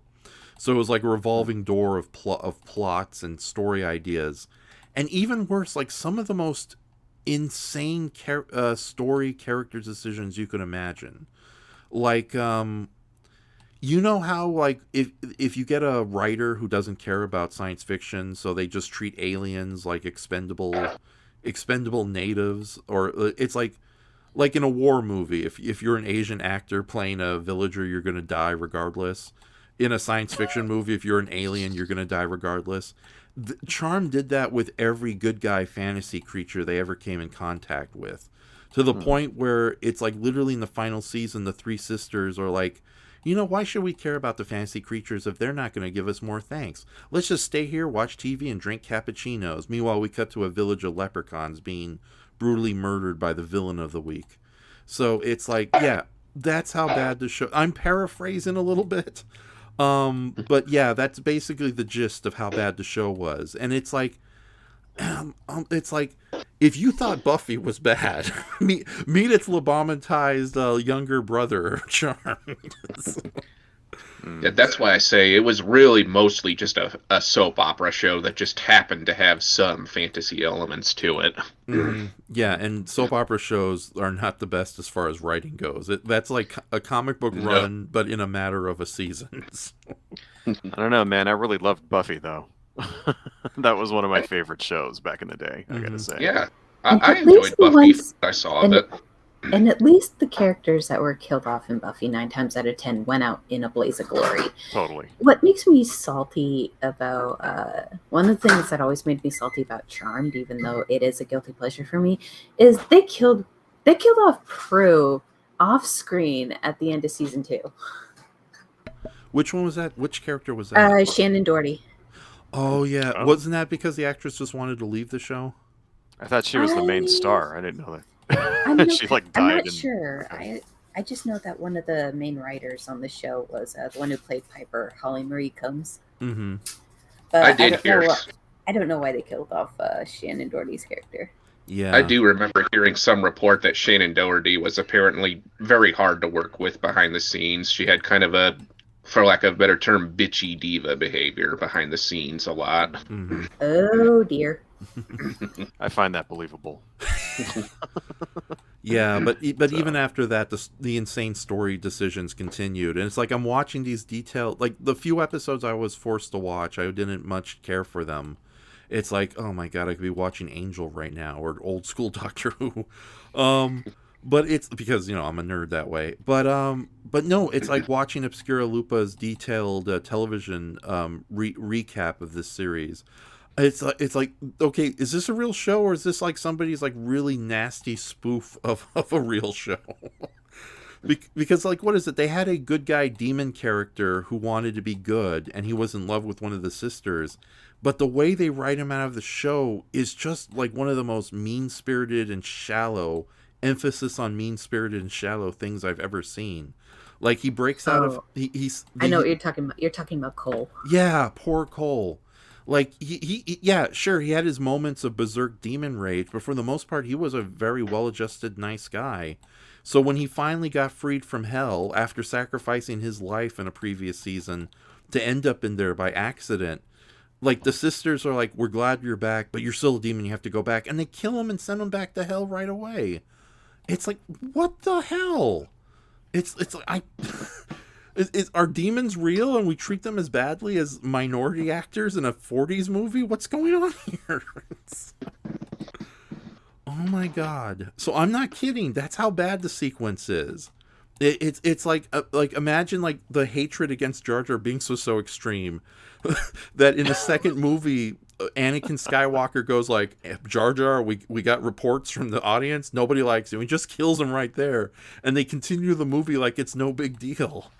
So yeah, I think Charmed for me is probably the worst example, but I've been going on far enough about Charmed. What's the next thing we should discuss as far as, well, what fantasy movies do we generally love? I don't think Shay got to say what he hates yet. Hey Shay. Shay buddy, come over here. So, tell us, what's the worst fantasy stuff you've seen? As far as I can remember, well, I haven't seen every fantasy movie I would like to see, but if I'm just going off the top of my head from what I remember of it, because it was a while ago, but Conan the Destroyer, it was just a very meh follow-up to Conan the Barbarian, although I will say the scene of Grace Jones's character where she gives some quote-unquote romantic advice to the princess, just grab him and take him, was a good scene. It definitely is the weaker of the two movies, for sure. Mm-hmm. Yeah. Okay. I think the end of that, where the whole statue comes to life and stuff, like, is probably the only reason to like watch that movie. Right. Isn't Mako that in creature that movie? effects are actually pretty good. Yeah. Isn't Mako what? the Japanese actor one of the main characters in that one? Okay. Yes, he's the wizard. He's Conan's wizard ally. Okay, nice. Uncle Iroh, right? Yes, and Aku in Samurai Jack. Okay. No, I was going to say he plays Uncle Iroh in Conan the Destroyer, so let's have some tea. No, don't kill everyone. Conan, you a bad nephew. Go fight foolish samurai for me.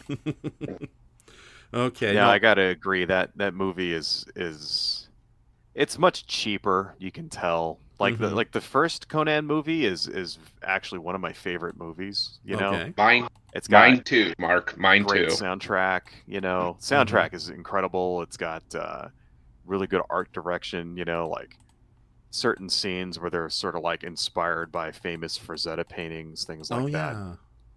You know, and then the second one is just like, it's like, quick, we got to make a movie, hurry up. And then they just sort of look and saw what they had backstage, and we got a gorilla costume and a red tablecloth. All right, throw it on. That's the bad guy. You know, it's the mirror priest. Okay, I forgot about that. Yeah, it's like a guy in a gorilla suit, like, and then they do this like mirror thing, and they're like, well, what is this? A Scooby-Doo cartoon? Like, why are there mirrors? Now, it's probably because I saw the movie when I was very little, but the gorilla creeped me out when I first saw that. I do really like the transformation of the statue thing at the end. I thought that was really cool. Okay. But everything else is like, you know, cannibals and shit. Like, I don't know. No. Oh, I think I just thought of something worse that I did dislike more than Conan the Destroyer. Oh, what's the that? The Sci-Fi Channel version of Jason and the Argonauts with Jason London. Ugh. Oh my god. Okay, that's not to be mistaken with the Hallmark version. Oh wait, I'm gonna read bonus commentaries. Thought it goes full circle from bad to good for the wrong reasons. Got to give it to the first Dungeons and Dragons movie. Okay, so that he's adding another one he didn't like.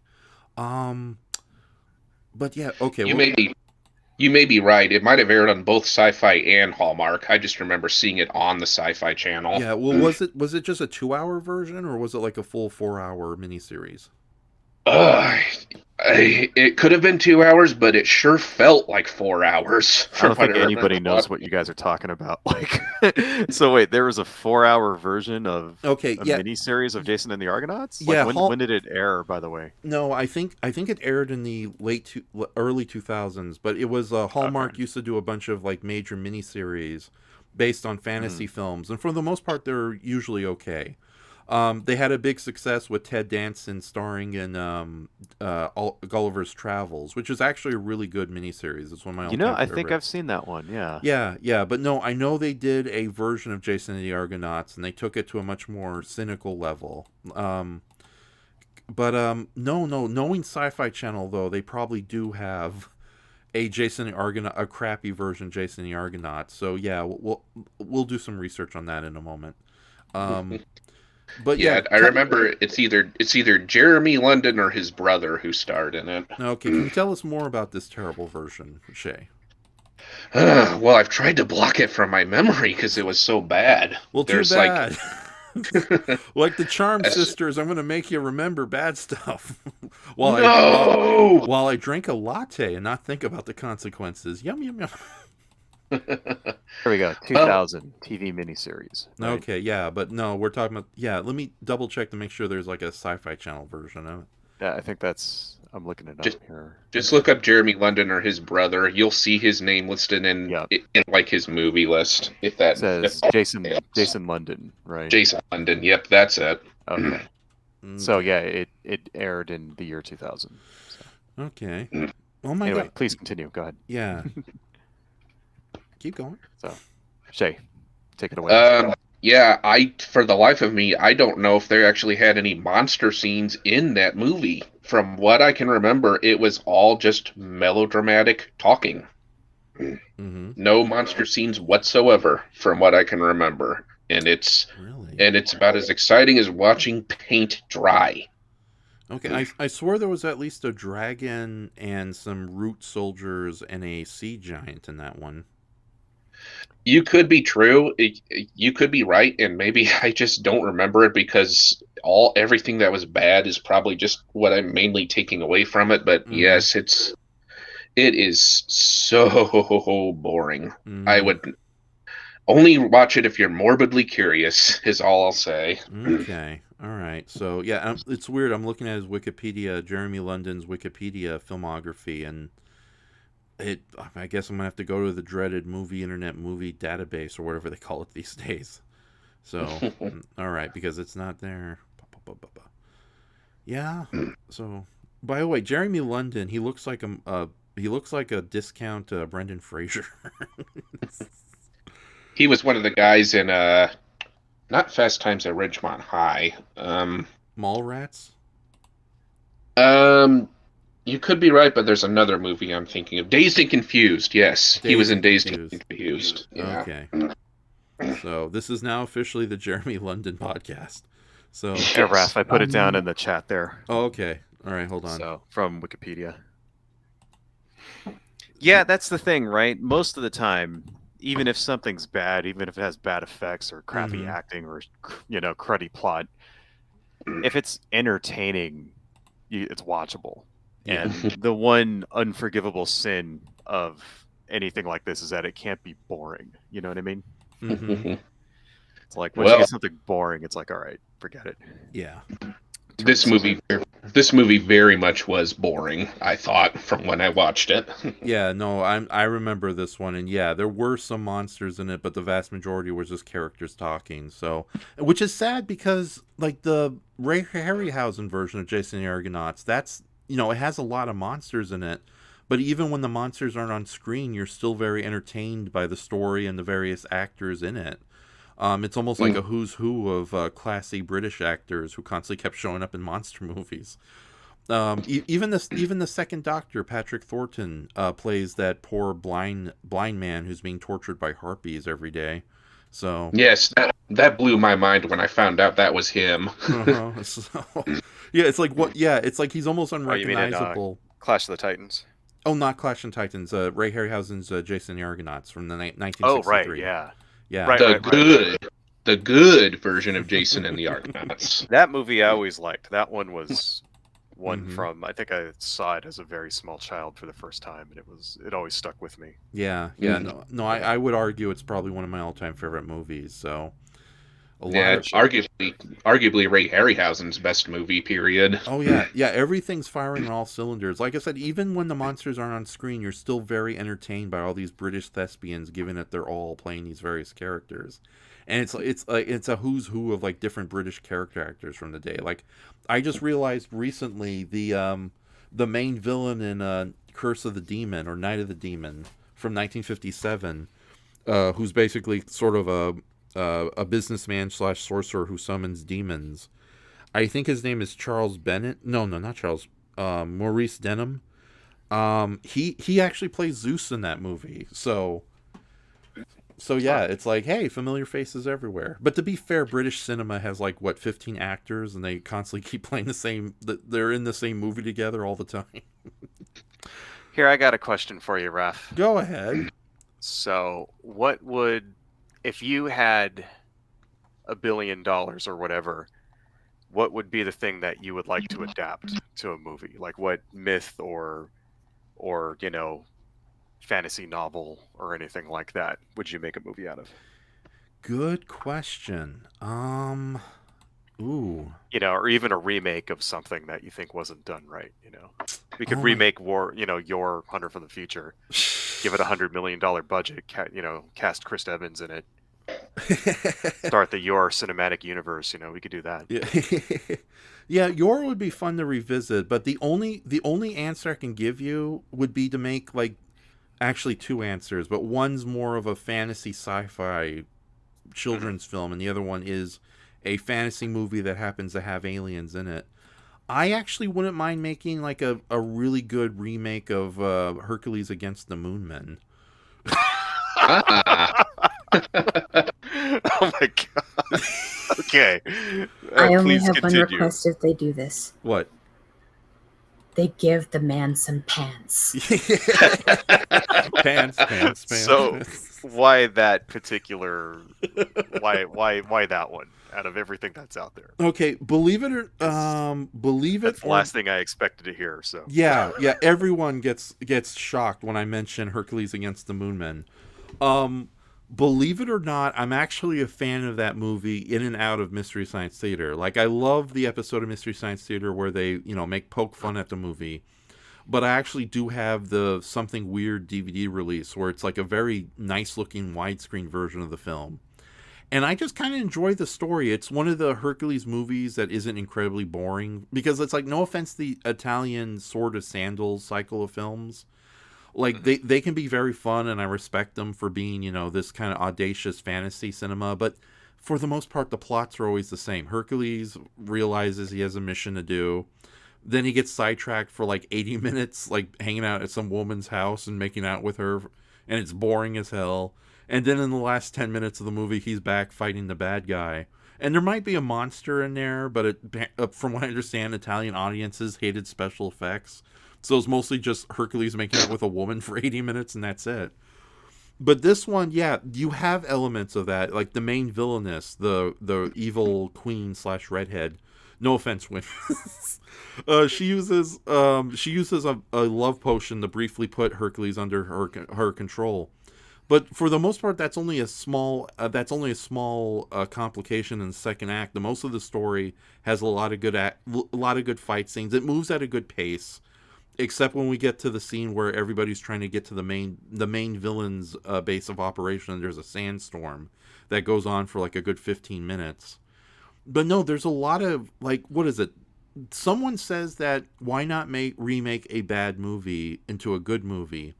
And I'd say only if the bad movie had some really good ideas and concepts that could be fleshed out or improved upon. And there's a lot of potential in Hercules Against the Moonmen.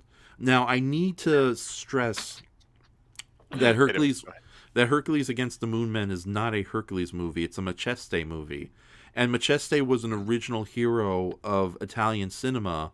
He was sort of like Clark Kent if Clark Kent still did heroic deeds but didn't need to transform into Superman to do so.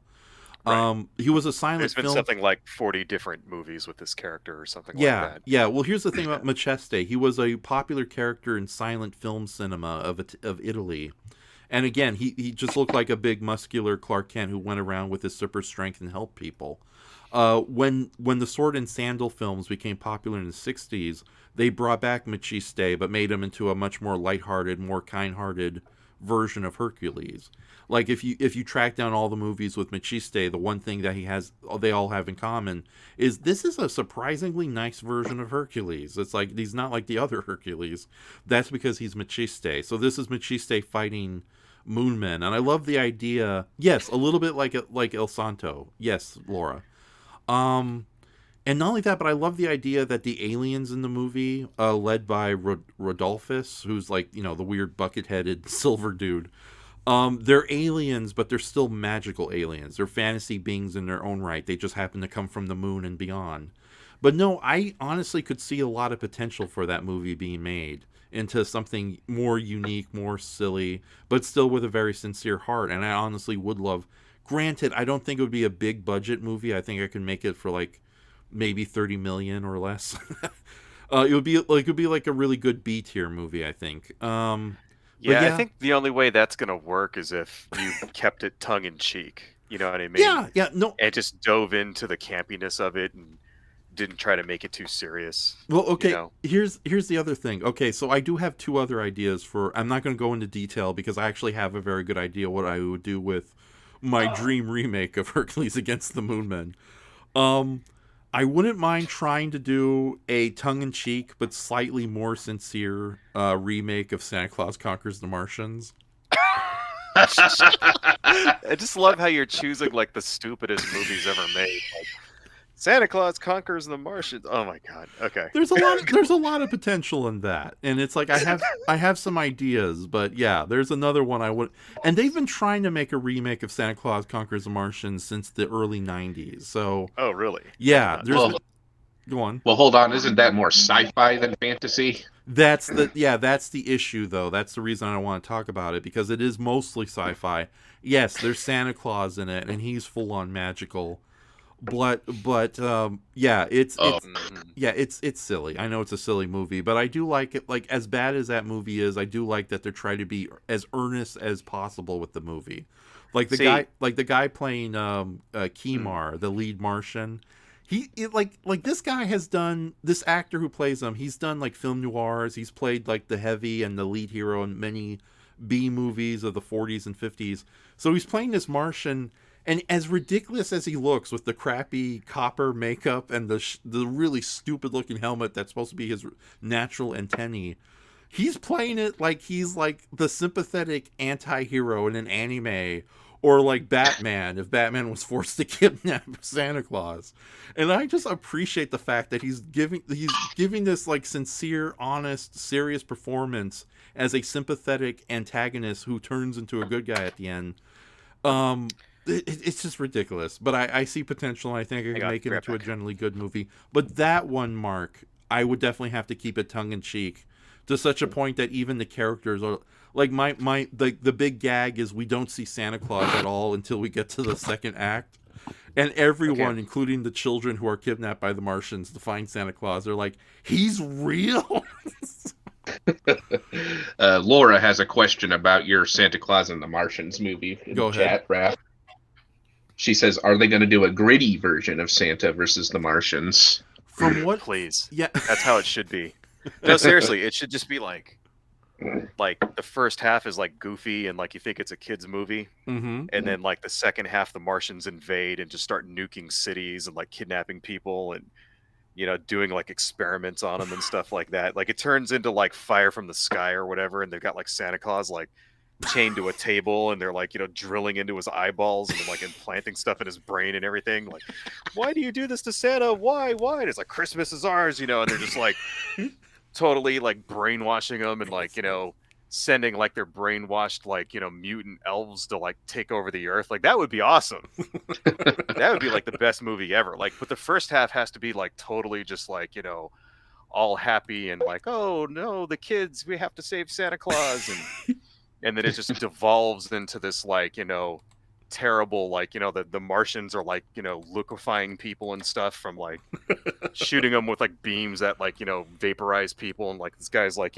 whole family dies right in front of him. Like, no, I wouldn't what go have you that done? far.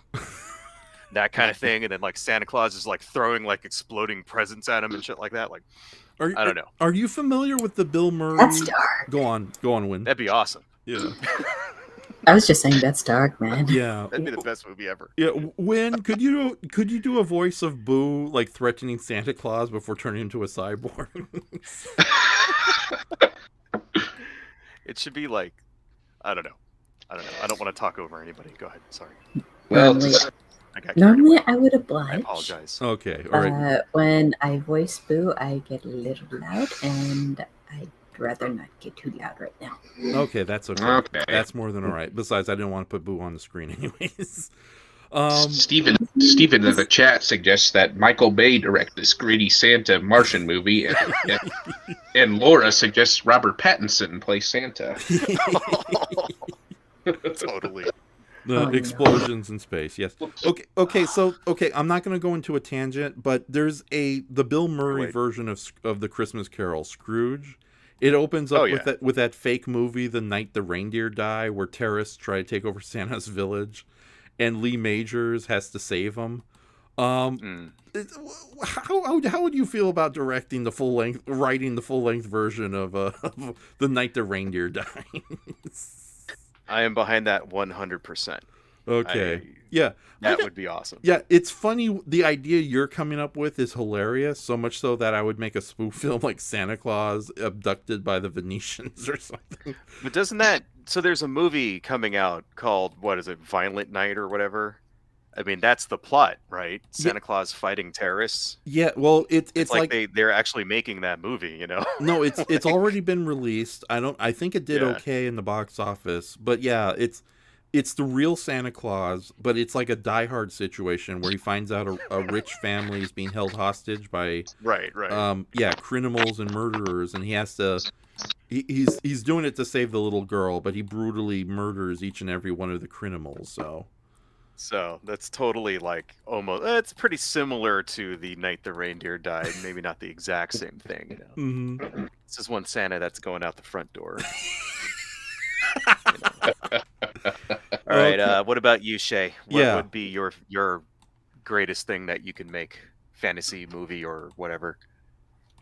Well, I would really love to see King Conan with Arnold Schwarzenegger. I know he's been wanting to do that forever now, and I would really love to see that happen if it's in somehow before Arnold gets too old to do any kind of action scenes. Period in a movie.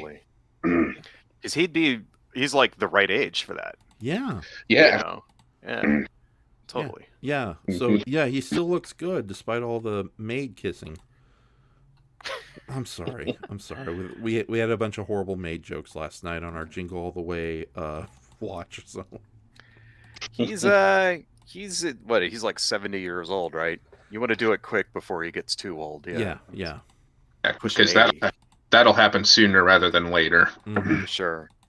Got maybe like a 5-year window or whatever. Mm-hmm. Yeah, no, I totally agree with you, Shay. King Conan would be a great thing to make right now, and with the advancements in CGI and everything, I think you could put in some really cool creature effects in there if they wanted to. Now I feel embarrassed from recommending a serious remake of Santa Claus Conquers the Martians. I don't know, man. Arnold is 75. They better get a move on. Mm-hmm. Yeah, it's a dream project of his. He's been trying to get it done forever, from what I understand, but it's just been stuck in development hell. Okay. Any other movie you would love to see made if you had all the money, Shay? Well, I've had this idea for a while now that if some movie company were to start making an interconnected universe of Greek mythology stories, that could end up being something kind of decent. Mm-hmm. Yeah. So sure. I mean, people would probably inevitably compare them to all of Ray Harryhausen's monster movies he did, but that's something I think is an idea that has potential. It would just probably need the right kind of people in order for it to work. Yeah. Now think about it like a really well-made anthology series about different mythological stories, but turn them into like really good 30-minute to 60-minute films. Sort of like what Guillermo del Toro did with his Cabinet of Curiosities. I think that would be a really good idea, actually. And there's a lot of really cool stories and folklore. Like I recently discovered, I think it was through Overly Sarcastic Productions, there was a or some other mythological web series. There's a Russian story about a girl who has to rescue her true love from an undead tyrant knight. And it's like the ending of that story is sort of like the ending of Terminator. They're literally crossing miles through the woods to avoid this undead supervillain. So, right on. Yeah. But no Santa Claus fighting Martians. Okay, so Mark, did you tell us what you would love to do? Me? Yeah, or should we? Well, yeah. Then we'll go to so. There is a book series that I've been listening to on like an audiobook. Mm-hmm. And it's by a guy named hang on, let me pull it up. It's by a guy named, what's his name? L.G. Estrella, right? And it's called Two Necromancers, a Bureaucrat, and an Elf, right? And the series is the Unconventional Heroes series. So each one of the books is something akin to that title. So there's two necromancers, an elf and a dragon, and then two necromancers, some pirates, and a a bureaucrat and some pirates, whatever. And it's really good, and you can get it on Amazon for actually you can get it on Kindle for free. It's actually really good. And it's about this necromancer named Timmy, right? Like, what a that's fearsome name. Exactly. His name is Lord Timothy Black something or other. So they just call me Timmy, And he has an assistant who loves Pink, a 10-year-old apprentice. Like little girl necromancer named Katie, who like found out she was a necromancer because her dog got run over by a cart. Like it's like in the Middle Ages or something, right? Like, well, it's in a fantasy world, but it's not supposed to be Earth, but it's that little. It's sort of like that Middle Ages level of technology, you know? Yeah. And so there's like a runaway ox cart runs over her dog, and she like brings it back to life. Right, so that's how she found out she's a necromancer. And the cool thing about it is that the way the characters work is that people have innate magic that they're born with that they control.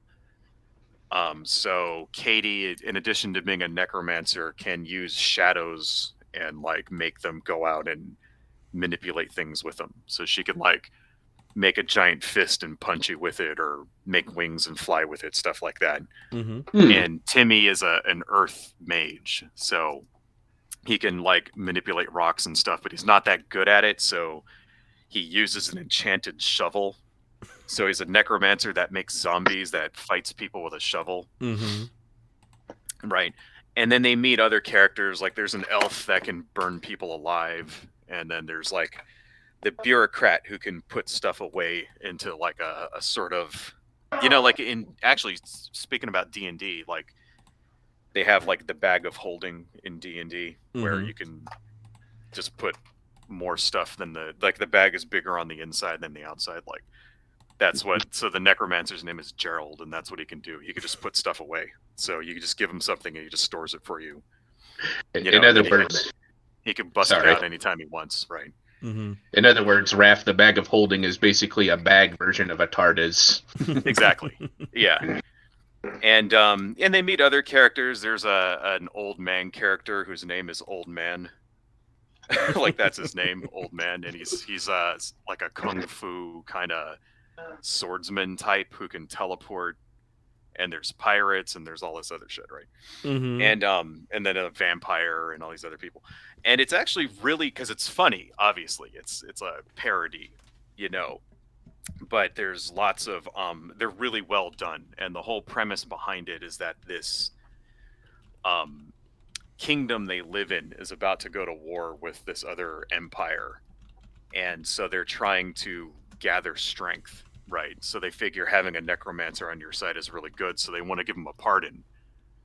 But he has to do these missions in order to get a pardon, and so like the first mission is capture the elf girl who can like burn people.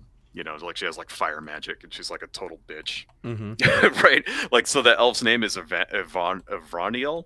Right, and she never calls people by their names. Like she calls Timmy like idiot, like every time she talks to him, even when she's like complimenting him, like "thank you, idiot," you know, like the whole time. And then like she calls a the Sudare or whatever they call an anime. Yeah, but she doesn't like him. Oh, that's the thing. Okay, she's not like sexually attracted to him at all. Like, okay, there goes my shipping ideas. All right. Yeah, I know. Calls him no idiot, and then like, calls the girl a twerp. You know, and then calls the bureaucrat a pencil pusher, like anyway, like stuff like that. To be fair though, isn't pencil pusher like one of the best insults ever? It's like it's so cool that you can't be too angry at it. Well, he graduates to pencil pusher after he saves her pet dragon from dying. So she used to call him idiot too, and then she changes it to pencil pusher. Okay. So she is a pseudo-ray. Then Timmy says, "How come I'm still named idiot?" You know. Anyway. Yeah. But yeah, it's really good. It's like there's also lots of giant monsters in it as well. There's dragons, and the second mission they do is to fight this giant 300-foot dragon. And then there's another one where there's these self-replicating golems, and one of them is like 300 feet tall, you know, and it's really, really good. And then they also make zombie creatures. So like, in addition to just making normal zombies, they'll like, they'll do things like the girl gets a 50-foot shark and puts wings on it and like Hydra legs, and then names it Roger. You know, so it's like Roger the flying Hydra, like, This needs- acid spitting shark. It's. I think you'd really like it, Raph. This I mean, needs as to be- far as No, this would be a great animated series if it's like if they could. if they don't go overboard in the darkness factor. So that was one of the things that I was thinking. Like, it would make a really good miniseries, but even like animated. Yeah, so, because I definitely recommend it to anybody out there. Yeah, it sounds too good to be wasted in a live action form. So. But for sure, so it's called the Unconventional Hero Series by L.G. Estrella. Really, really good stuff. Okay. So, but as far as like movies though, one other thing I've always really liked was, and I guess I don't know, I guess this counts as sci-fi as well, but is God damn it, now I can't remember it. Sorry. It was John Carter of Mars. That's what it is. Oh yeah. So, by Edgar Rice Burroughs. Yeah. Yeah. So that was always like I really like that sort of pulp like kind of era. And the Disney movie they made a few years back, I mean, it was decent, but they could have done way better because the books actually have a lot of really good lore in them, and creatures, and there's things like tree men and like giant like white ape things and all this other stuff that they really could have done really well. And I think the mistake they made with the Disney movie that they made in what it was like 2012, I think. Yep. Like the mistake they made was trying to just make one movie like and make it all sort of cool. Like they really should have made it more episodic. Yeah. You know what I mean? In my opinion, like it really would have been better just to adapt actually the first one, Princess of Mars. And instead what they did is they sort of rewrote it with this idea that they were going to make this franchise, and it's like, no, don't bother with that, because the books themselves, if the first one's good, it lends itself to creating a franchise, So that's something that I think one day I would love to see an actual, because I mean everything else with the movie actually wasn't half bad. The effects were pretty good, and acting was all right. It was just, it kind of fell flat because it was an adaptation that wasn't like, it didn't really capture it very well. No, I think I'm just going to say this quickly. I think the movie was fairly good for what it was. Yeah, it was all right. But but it suffered from, the big problem was they were desperately trying to set up a franchise when they should have just did its own self-contained adventure movie. And two, like I really hated that they kind of had to Disney-fy certain elements, like nothing drastic. But did you really have to make a young Edgar Rice Burroughs basically a Shia LaBeouf diet? It's like, what the hell? Yeah. So that was just dumb. So, but anyway, like for example, in the books where he just wakes up on Mars one day, and there's not really an explanation as to how he got there, and they never really explain it. He just sort of like goes to sleep in a cave, wakes up on Mars, and then that's it. Yeah. And I could see like, okay, well, they wanted to make it a little more, give a little bit more like story there, but there really wasn't a reason for that. Just, it doesn't matter why or how, like just do what the story has. Like he just shows up and this is what this guy does in this weird fantasy landscape with like 15-foot tall lizard people and dogs with 6 legs and stuff like that. Like, What was his dog's name? Was it Woola? It wasn't really a dog, but you know what I mean. Whatever that it was thing Stitch. is supposed to be. Yeah. Totally. Okay. But John Carter of Mars is like, I mean, a lot of the names for characters in Star Wars come from that. A lot of the concepts, I mean, even Jedi and Sith. Those were elements in John Carter of Mars. Wait, you're telling me that George Lucas ripped off stuff for Star Wars? Not a single thing in his thing is original? I would say inspired by. Okay. I wouldn't say rip off per se. Just, That was a thing I remember. One of the many complaints I remember reading online about John Carter Mars. People saying this just feels too much like Star Wars. It's just ripping it off, and I'm sitting here going, I know. I know. Yeah. It's like the same thing I can't stand when it's like no offense to anybody who loves anime, but a lot of modern day anime fans, like you show them a Gigantor episode, and it's like, oh man, this is a rip off of Evangelion. How dare does this 1960s series rip off this show? Yeah. Well, you know. Mm-hmm.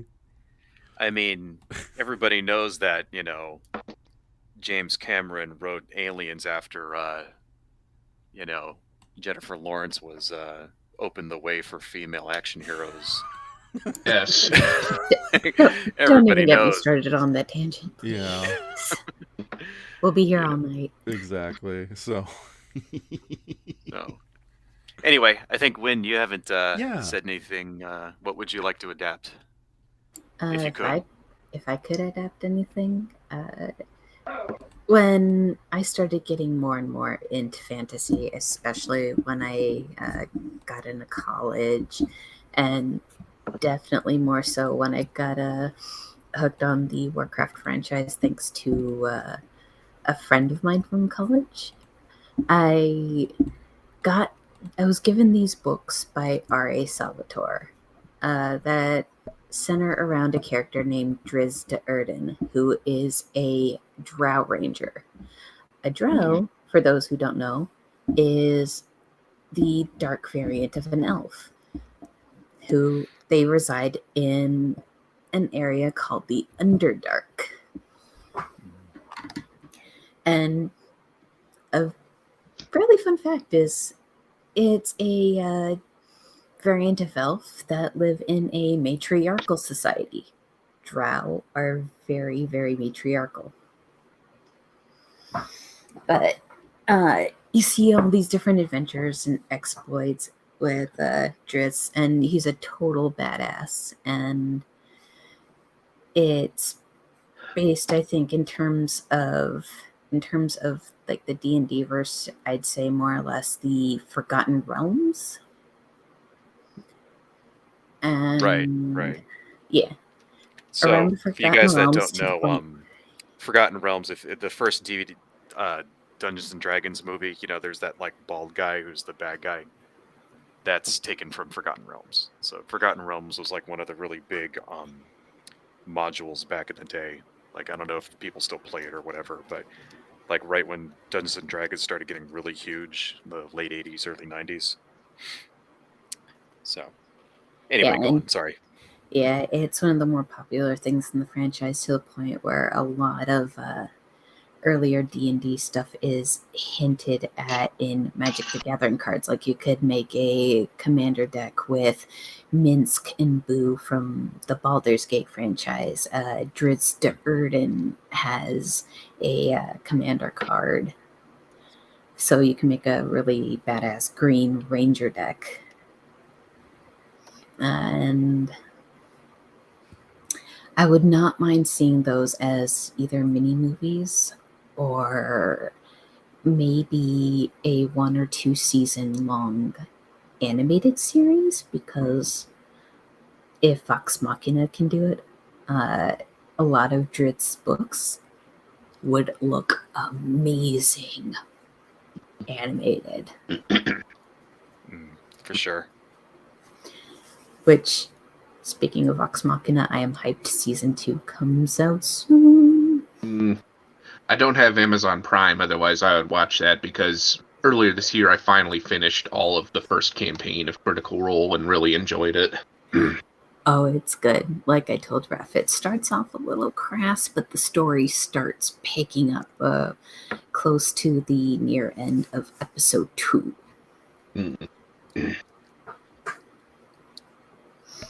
Awesome. After they fight the blue dragon, at episode 3 you get like a small peek of who the BBEG of that particular arc is, especially since it's a very Percy centric story arc. I know what you mean. Yes. Okay, so, Raph. Yes.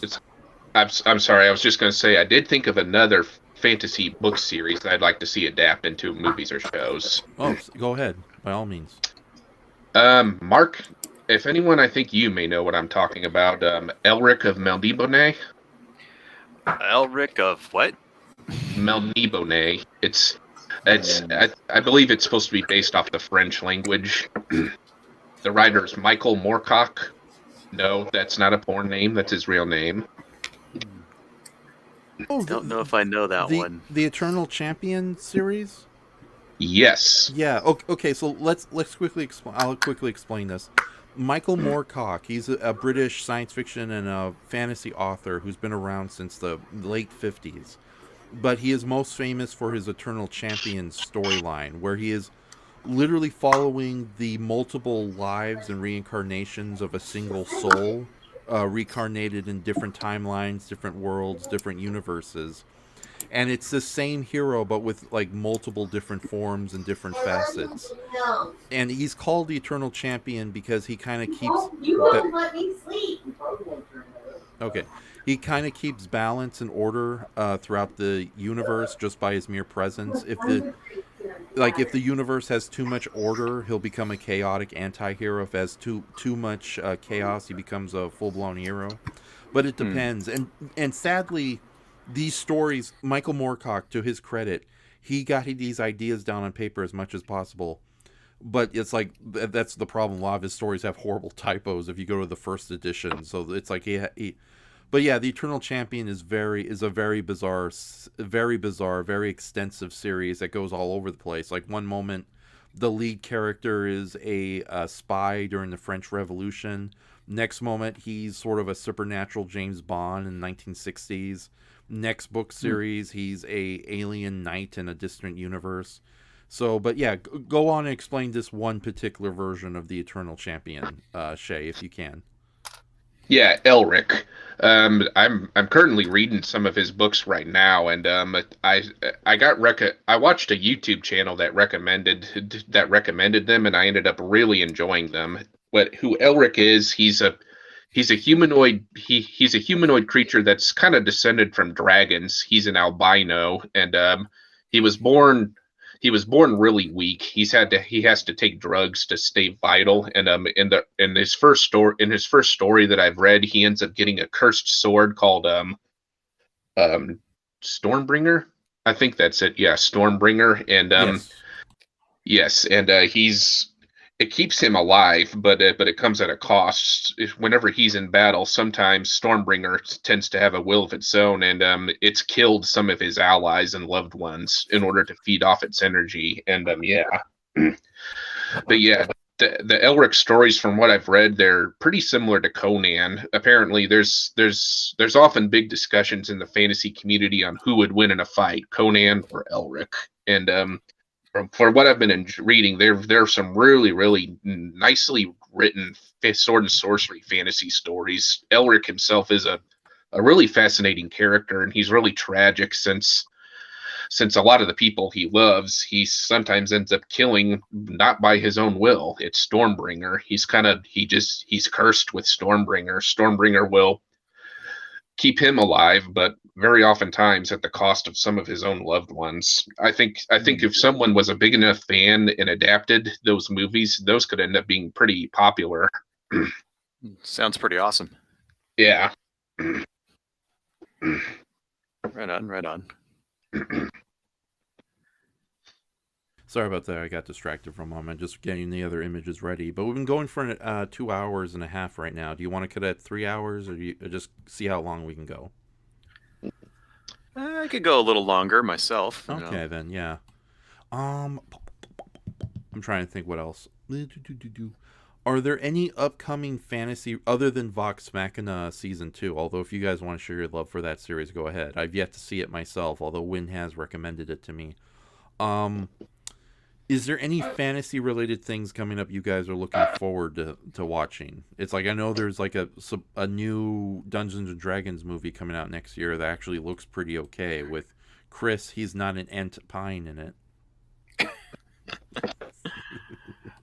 I had to. See, I'm not really familiar with what's upcoming, you know. Yeah, as far as modern fantasy shows go, I checked out a few of the first few episodes of The Witcher because I played a little bit of some of the games, and from what I did, I enjoyed. And I haven't finished it, but from what I could tell, it was a pretty good show. But apparently, it's been canceled now because Henry Cavill left the show. Oh, I thought they were just going to recast his role. Well, here's the thing. Yeah, I know he quit from the show because he thought he was going to be Superman, and then James Gunn shot him down. Yeah. Maybe he'll come back. No, the Witcher. I've only watched the first season, but the first season was really good. Yeah, it's pretty good. And in terms of seasons, I don't think it's really canceled because I heard that Cavill was just being replaced with Liam Hemsworth. Yeah, I can see that. I think you guys may be right. I may have gotten that confused with James Gunn just canceling the DC universe in general.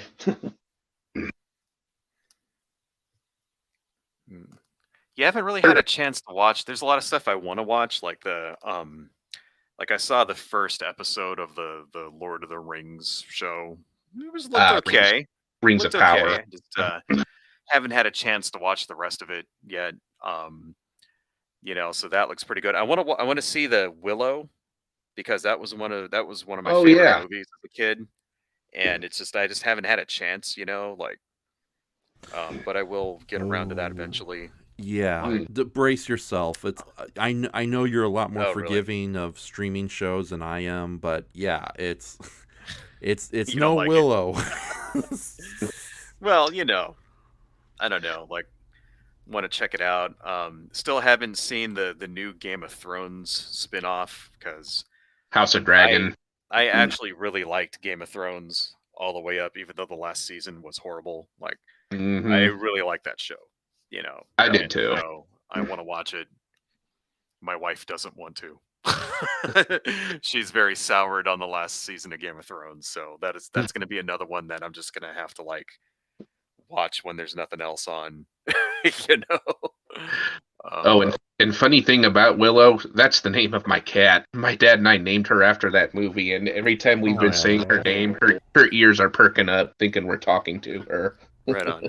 Let's really confuse the cat. That was a good movie, man. Yeah, it's a pretty decent movie. I'm surprised it was a kind of a neat mix between. Well, obviously, it was ripping off Tolkien because again, George Lucas, he'll rip off anything. But yeah. I can't believe. No, I'm not gonna. It was a terrible joke. I'm glad I stopped myself. But anyways, Willow, the original movie, I thought it was a nice mix between Tolkien style fantasy, and generally having kind of a funny take on it, like an 80s action movies were often common for. So I'm sorry. Let me take a deep breath. Brain needs to be rebooted. It had good creature effects in it, good sword fighting, you know. Val Kilmer back when he was hot. You know. Yes. In his prime or whatever. Mm-hmm. And Warwick Davis not dressed up as a leprechaun. Mm-hmm. You know, I gotta say Warwick Davis aged incredibly well.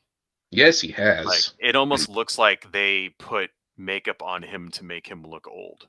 You know what I mean? Like instead of just him naturally being like 60 years old or whatever. Like yeah, he had to make him look older. Like I don't know. Yeah, he is still very youthful looking for his age. How old is he? I gotta look that up now. He's 9 years old. No, he's 52. Wow. Oh. He's younger than I thought. Yeah, no. 50. Well, I guess in Return of the Jedi, he was like a child, right? Yeah. I think he was like 7 or maybe even 6 when he was like playing Wicket or any of the aliens in that movie. So 1970. So that came out. No, he was 13. Okay. So, okay. Yeah, but no. That came out in 83. So maybe like they filmed it when he was like 12, maybe. Yeah, but no, 52 is not a bad age to be, especially in this day and age. Right on. So I had no idea he was so young. I just assumed he was like in his 60s. Mm-hmm. That's what I thought too. Yeah. Okay. So I will say there's also an urban fantasy show on Netflix that I've heard some interesting things about. It's Winona Earp. It's apparently a show about a girl who's a distant descendant of Wyatt Earp. It's kind of a blend of westerns and fantasy. She apparently goes around fighting mystical creatures or something like that. Ooh. Right on. So here's a good question: would you consider things like set in the modern day setting to still be fantasy? Like, I guess you have things like Buffy the Vampire Slayer or Harry Potter, or even something like Supernatural, like that show. Kind of. Would that be considered a horror movie? Would it horror series? Would that be considered fantasy? It sort of blends it all together, right? Like, yeah, that's what I thought. Or from what I've heard, people generally call those kind of fantasy stuff, like Harry Potter, set in the modern day, urban fantasy. Right. And you do have some modern fantasies here and there, like the Spiderwick Chronicles. Yeah.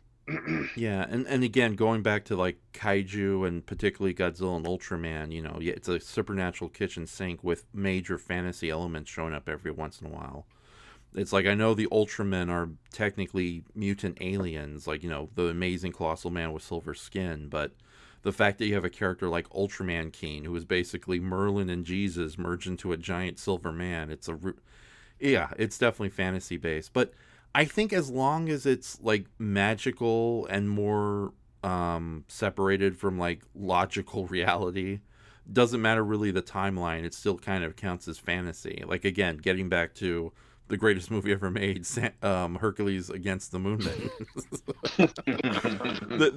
That's a movie that people often consider to be science fiction, but again, the aliens are themselves full-on magical creatures with like very little science in their evil schemes. So, and some of the Super Sentai more or less could be seen as fantasy. Like if you look at Zyuranger, which went on to be Power Rangers Mystic Force. Yeah, technically, well, it's more a sci-fi element. You could technically lump in Power Rangers Lost Galaxy because the Galactic Beasts were legendary mystical beasts.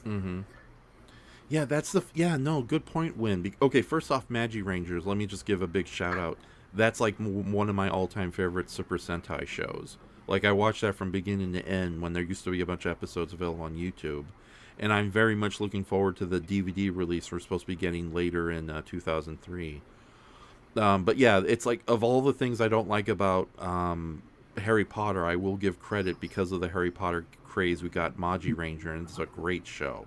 It's like, I love the heroes, I love the villains, the monsters are all great. They're all like really cool supervillain versions of various mythical monster tropes, including a mimic creature that's a transforming car. Yes, yeah, it's a Japanese taxi van that turns into a mimic, like, teeth-filled monster. So, yeah. I never realized Harry Potter inspired a tokusatsu show. Zyuranger was directly inspired by the big fantasy craze that Lord of the Rings and Harry Potter brought forth. Because those two film franchises, Lord of the Rings more so, was really popular in Japan. So Super Sentai was like, let's do, like, we've done fantasy-based shows, but let's do one that's full-on magic, sorcerers against other sorcerers type story. And yes. If well, you interject, mm-hmm. we get a return of Bondora, but instead of being the antagonist, it's her purified form as the Mother of Magic. Yes, yeah. The actress who plays Witch Bandora, aka Rita Repulsa in the original Zyurangers, Zyurangers, I should say. She actually, one of her final roles was playing the Magi Mother in Zyuranger. She's basically a giant, friendly giantess who, you know, who's in control of all the magic. But what was cool in Power Rangers was, to honor the actress, they renamed the Magi Mother into Rita Repulsa. So yeah, basically Rita Repulsa reformed and became the good witch of all magic, and she's also naturally like 50 feet tall now. So. Did not know that. Yeah, but no, Zyuranger has like the main heroes are really good. I love that it's a family of siblings, but they all have their, you know, different personalities and abilities. Their Zords are really cool because they merge with mythical elemental spirits and become these giant robot superheroes, so to speak. And like I said, the monsters are really good because they're all based on fantasy concepts. Like, what is it? There's a monster called Hades Beast Slime, or who is basically like a gelatinous cube if it decided to mold itself around a dead knight's armor. So it's like a green blob, but you can see the dead knight inside of it. It's a really good costume. But yeah, Magi Ranger is very, very good. And if you guys don't need to leave anywhere, no. I was originally, the idea was that if we didn't have much to talk about, but we've been talking a lot tonight. Good thing too. I was gonna say if you wanted to watch a single episode of Zyuranger, but I think it's best we kind of skip that idea and save that for another night. Yeah. Cool. Okay, we're all in agreement there. Well, you wanted to talk about D&D. D&D monsters, right? So I think one of the favorite ones that I have is probably the Rust Monster from D&D. Which was, so there was way back in the day when you would go to the store and buy like a 99-cent packet of cheap dinosaurs or whatever. You would get these, like, they call them Chiasaurs, right? You would get, in addition to your usual T-Rexes and Brontosauruses and stuff like that, you get these various little weird creatures, right? Like, there was always this sort of strange bird-looking thing, you know.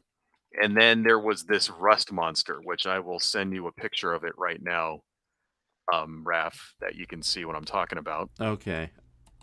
And there was basically this was taken from one of those cheap, like, plastic dinosaurs, right?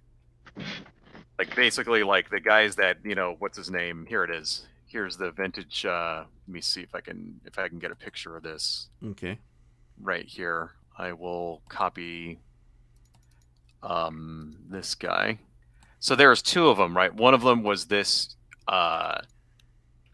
this sort of cockroach looking thing with, like, here, if you want to show that to people, there you go. Yeah, I'll do my best right now. So. And one of them was this sort of cockroach looking thing with a long tail and a forked long tail that would touch metal and it would, like, rust.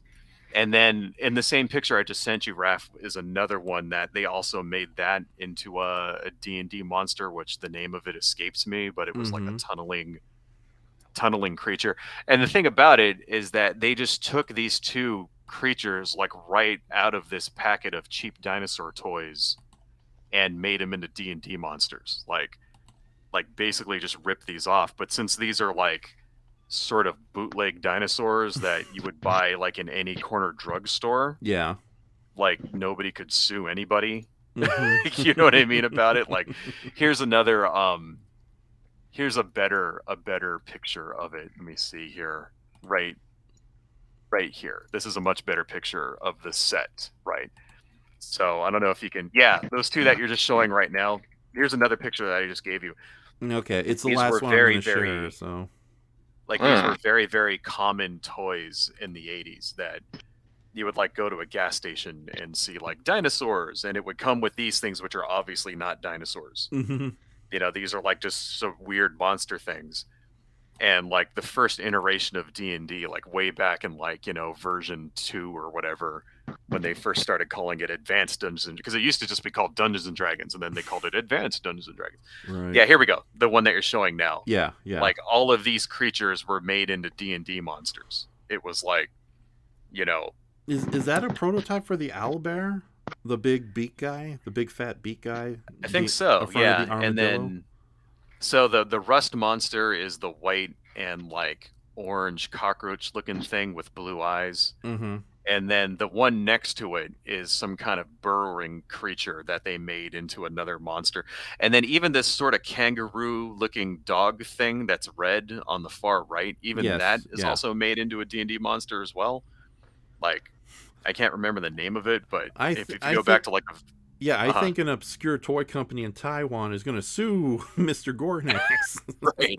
But these are like this plastic dinosaur set was a thing that was around for, like, ever, like, since, like, the 60s, like, you know, which so it's kind of funny, like, the very first iteration, like, they were looking for, like, inspiration for monsters, and you can just tell, like, they the thing is, it's like exact, like, they copied the exact thing. They didn't edit it or put more, like, tentacles on it or whatever. Mm-hmm. Like they just took this cockroach thing and Rust Monster, and then this other one, I can't remember the name, but it starts with a B, the brown and green one next to the Rust Monster. Like Yeah. I can't remember what, some kind of tunneling monster I thing. think a burrow beast, isn't that the correct terminology? Burrow beast, is that what it is?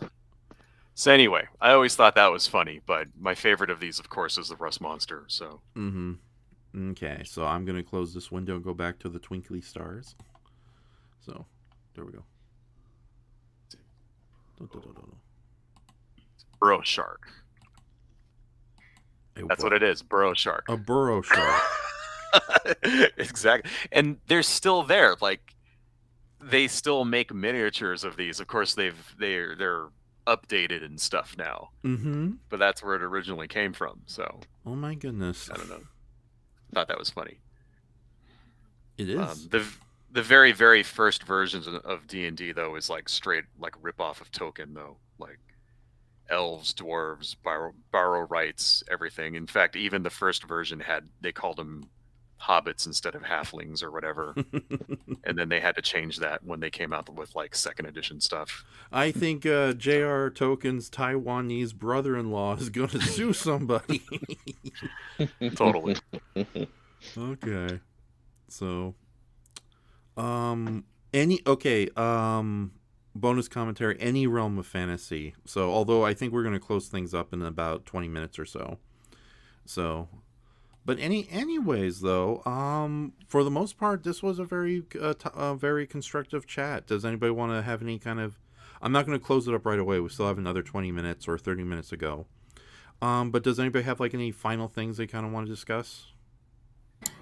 I will say, if there is one fantasy creature I want to show you in the realm of the likes of Pathfinder and D&D, being a big kaiju fan you are, I want to show you the likes that is the Tarrasque. Oh yes. Okay. Now, all right. I clicked one picture in the chat, and the other better explains the Tarrasque. Yeah. Pretty sure you know what the Tarrasque is, right, Raf? Yes. No. No. The Tarrasque is a very good choice. Win, because it is a famous mythical monster from French mythology. But oddly enough, it is often described as one of the first true kaiju in fiction, because it's not just a giant fantastical beast. It's a freaking giant fantastical beast who is basically designed like a feline version of Anguirus. And the creature was... Oh, wow. Yeah, and the creature was supposedly both a menace and a hero, depending on what version of the story you're dealing with. So yeah, and weirdly enough, France doesn't really have much of a history of giant monsters in modern fiction, but the fact that they have the Tarrasque almost makes up for it, because it is such a really cool creature. Now I'm guessing we're looking at the D&D version of the Tarrasque. Mm-hmm. Yes. Okay, and Win sent another picture, so I'm going to try to put that one up. So, but bonus commentary approves of the Tarrasque. Mm-hmm. Yeah, but no, clearly they made the Tarrasque more Godzilla-ish here. So, hold on, I'm just going to put the whole page here. It's like, yeah, there's these different. Oh wait, yeah, I'll just click on the images and yeah, these different versions of Tarrasque. I can't share them all. So, but yeah, the D&D version of Tarrasque looks a little bit like Barugon from the Gamera movies, and Anguirus got busy. Hey, Doomzilla, he just entered the chat. Hey, Doomzilla, hello. Oh my goodness. Okay, yeah, unfortunately, Wynn's being attacked by a Gamalkin, so. That's Stinky. Whenever she finds a sock lying around anywhere on laundry day, she'll take it because she thinks she's hunting. And she'll carry it around meowing at people like, hey, I hunted. I brought you food because you humans are too dumb to provide food for yourselves. Yeah, your cat's just looking out for you, making sure you don't starve. Yeah, that is the funny thing. Yeah, when cats bring you food, it's usually them just making sure you're okay. So it's because she loves you. Mm-hmm. So Doomzilla, we've been having a very spirited discussion on fantasy. So if you want to share your favorite fantasy related, basically, I know you, Doomzilla. Just share your favorite mythical monster or something. And bonus commentary says there are a few monsters in D&D 5e that are considered siege monsters. There's tons of fun monsters in the Monster Manual and the Tome of Foes. I'm familiar with the Monster Manual. They always update it almost every year with new additions. And they really, I don't want to say they scrape the bottom of the barrel, but the fact that there's gray aliens, Cthulhu, and dinosaurs in there is rather telling. But a Tome of Foes, I'm unfamiliar with that book. Is that just dedicated to all the different villains and henchmen you'd have to face? I have some of the earlier. I actually have an earlier Monster Manual, like a really old one from back in the day. Like, I know that it's been updated a lot, and there's all kinds of new supplemental books and all this other stuff. But yeah, I have one. God, I have to dig it up. My uncle left it to me. He was really into D&D also. Oh, but, okay. I don't know how familiar you are with our friend Derek bonus commentary in the chat, Raf, but he has done a series of YouTube videos of taking, well, so far, every Godzilla movie that was in the Showa era and comparing it to a monster from D&D. Interesting. Right on. Yeah, I don't know if you can share the link bonus commentary, but if you can, do so. If not, just... is it on his YouTube channel, or is it a Twitch? Yeah. Yes, it is. It's on his YouTube channel. He's done a whole series of it. Okay, I'm gonna check that out. Yeah. Then I'll click on his little thing and see what I can do. Doomzilla says it's a hard one for me. Most fantasy enemies for me come from either the Soulborn series or Lovecraft, and I guess those can count if you just want to say favorite monsters from Soulborn or Soulsborne or Lovecraft. And bonus commentary says Tomb of Foes is the third-party book that dives into monsters and beasts that the folks over at Wizards might not have ever thought on their own. A quick look on the Amazon should pull up the title. Okay, so yeah, I'm trying to click onto Bonus's commentary's YouTube channel just to share it in the chat, just for posterity's sake. Mm-hmm. He's kind of on two YouTube channels. He's a member of Nerd Cage Live now. He joined the channel several months ago. Mm-hmm. Okay, I see. I'm just gonna share the playlist of Godzilla meets D&D. So awesome. Yeah, that is an interesting series. You know, that would be cool. Like, what kind of stats would you give Godzilla in D&D? I mean, all the stats. Pretty much invincible, right? Like, yeah. Give his channel a look. Derek is a really cool guy and a really good friend I've made in the last year. Him and I share interesting and funny videos on TikTok almost every day in our inboxes. But can he dance like me? Olay! I wish you guys could see. I'm going to save your playlist to my library here, Doomzilla, and I'm going to watch all of these. Yes. Okay. So now this is probably a nice little question to end the night on. Who's your favorite sexy goblin? No, I'm just joking. Okay, if you were a fantasy being or a fantasy character, what would your ideal fantasy character be? Whether it be some original character you've already made, or what kind of like creature / profession would you like in a fantasy land? Jeez. Well, that's a tough question. I think back to Lord of the Rings, because, disclaimer here, Peter Jackson's Lord of the Rings trilogy are my favorite movies of all time, period. Mm-hmm. I've always thought what kind of creature, whatever, I'd love to be in Middle Earth, the world of Middle Earth, and as much as I've thought that my choice would be that I'd like to be one of the Dunedain Rangers, the ones who are like Aragorn, half descended from elves and are very long-lived. But if I'm being honest, most likely I would be a hobbit, because that's very much who I am. I'm very much like a hobbit in real life. Nothing. I think I'd be a gelfling from from Dark Crystal. Gelfling. No. Yeah, Hobbit wouldn't be half bad of a thing. You can disappear whenever you wanted to. And, yeah. Half bad. I see what you did there, Mark. You get to eat second breakfast and all that stuff. I mean, oh yeah, just be nothing. Not so bad. Yeah, eating and making out and eating and gardening and eating and gardening and eating again. And onesies and other people don't know about second breakfast, but that's their problem. Midnight snacks. So. And with Old Toby, the finest weed from the South Farthing. And if you go the more halfling route, you have a lot of badassery that can be unleashed, especially given that halflings are naturally lucky. Really? Okay, I didn't know that. Yeah, they have the luck feat where they can roll again if they get a really, really bad roll on their attack. And I think saving throw, don't quote me on that, because I haven't played a halfling in D&D yet, but I have read bits and pieces. And I'm currently making a halfling ranger in Pathfinder. You know what's the best thing about being a hobbit? Your dad is Gomez Adams. Oh no. I had to. Casting jokes, yeah. Jeez. Okay. Perhaps you keep this up, you're gonna find yourself fed to a pool of piranhas. Oh man. So why does everyone tell me that? Merry Christmas. Okay. So to answer your question, because that's a hard question. I mean, yeah, you can have multiple choice. You just can't pick one.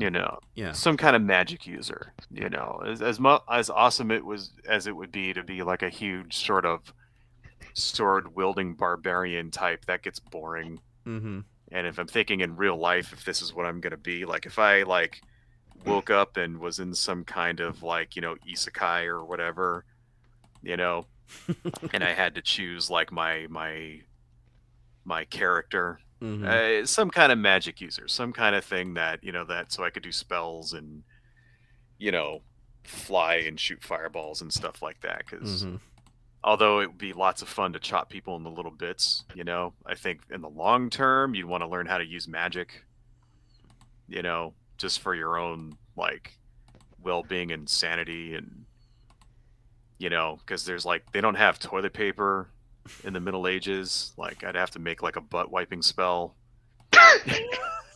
I'd have to make a spell to like cook food, because like it's easy to cook when you have a stove and like cutting boards and a microwave. You don't like boiled and a refrigerator, chicken? But when you have to like shoot a rabbit and like all that, it's like just make a spell that just cooks the rabbit, or just manifest food. Isn't that a spell where you could just manifest food? Like I'd have to learn that, manifest steak dinner. Create food and drink, and exactly.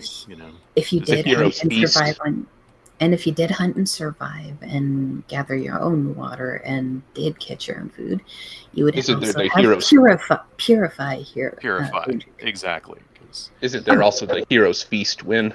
Oh yes, but the components for those are very expensive.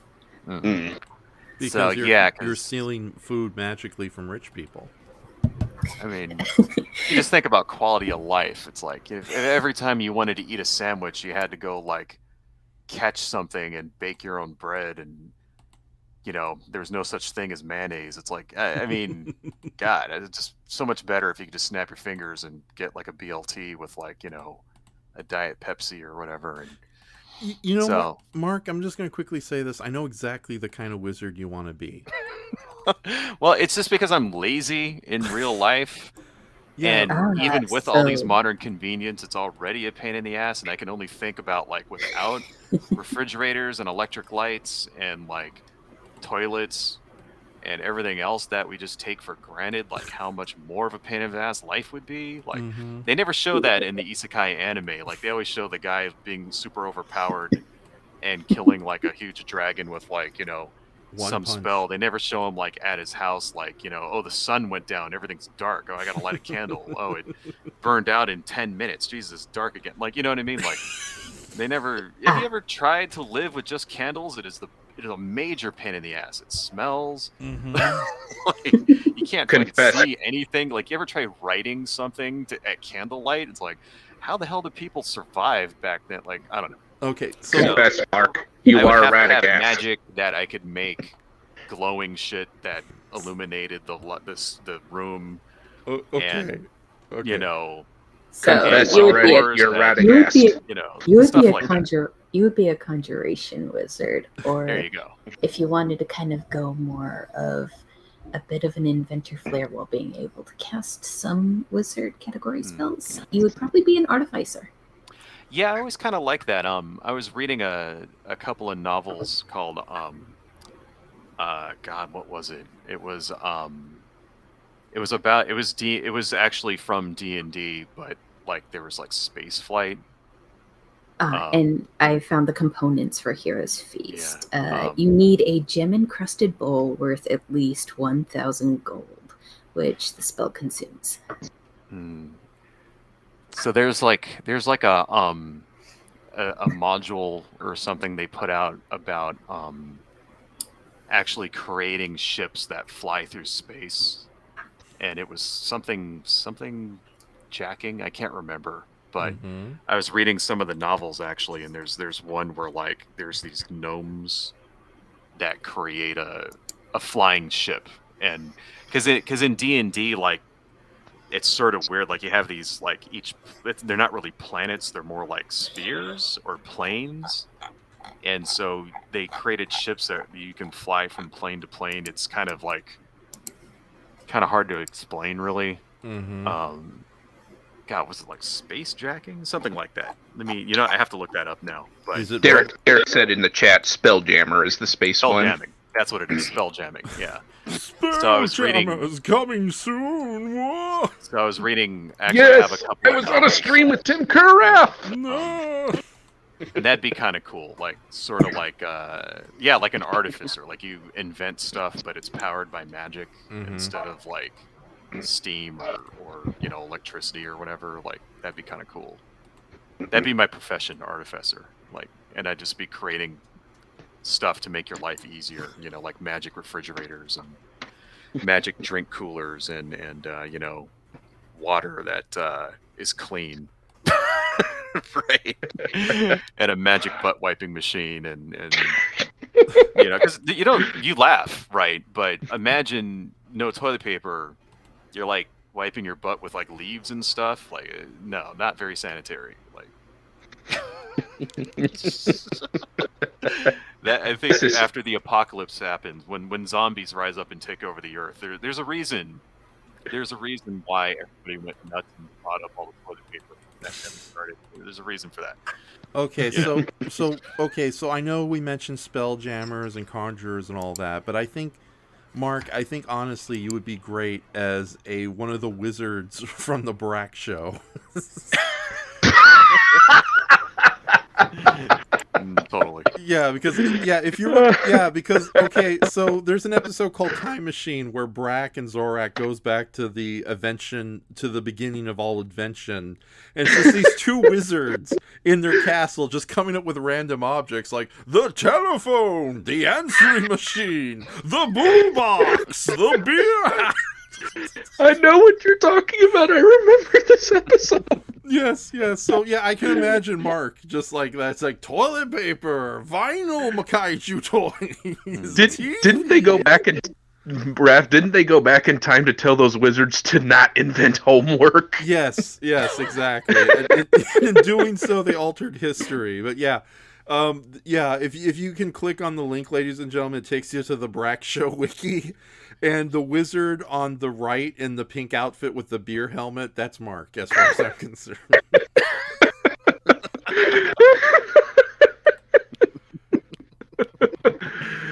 That made my night. I don't think Wynn got to answer the question yet, but I imagine you've probably already created several characters with. So I guess the question for you would be like, what would be the ideal character that you would actually want to exist as that you may have created? Let's see. I would probably put it to 2 because of the moniker I go by. I would definitely have to make a wood elven rogue, most likely either scout or arcane trickster. That way I could stay and cast a few fun spells here and there. And another one that I played for a short bit was a Swarm Keeper Ranger, which is a really fun subclass. Plus, you have bees at your disposal. If I get vindictive, I could give someone the Nicolas Cage Wickerman death. Not the bees. There's another bee meme that I love. It's from Linkara. I used to watch him a lot, and he had a segment where it was a Wonder Woman story arc where the Amazons turned against humanity and were attacking it, and I don't remember the exact details, but they had bees as a weapon, and Linkara just loved how Batman just nonchalantly says, "Bees, my god."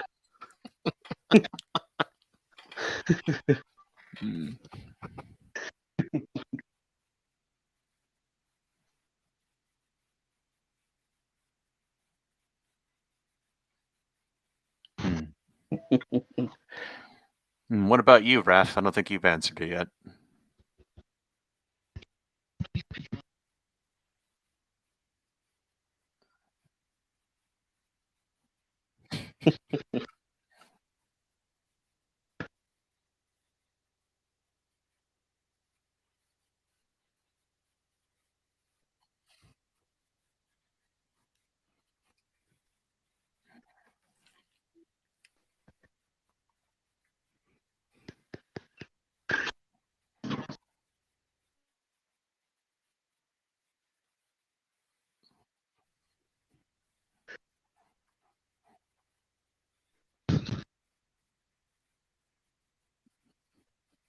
Aww.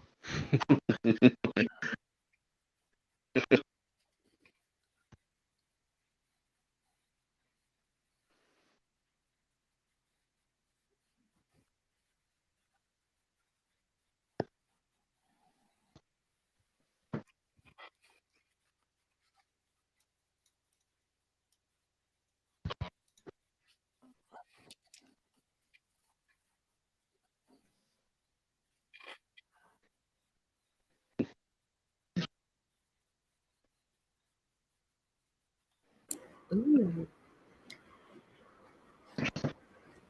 So, if you were going the D&D route, Raph, since you like stone giants, you could go the route of the Goliath.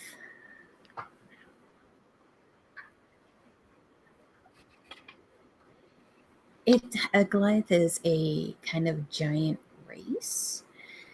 They're kind of a half giant race. They stand at about 8 feet tall at tallest, so half giant. They're very strong. They make great barbarians and fighters.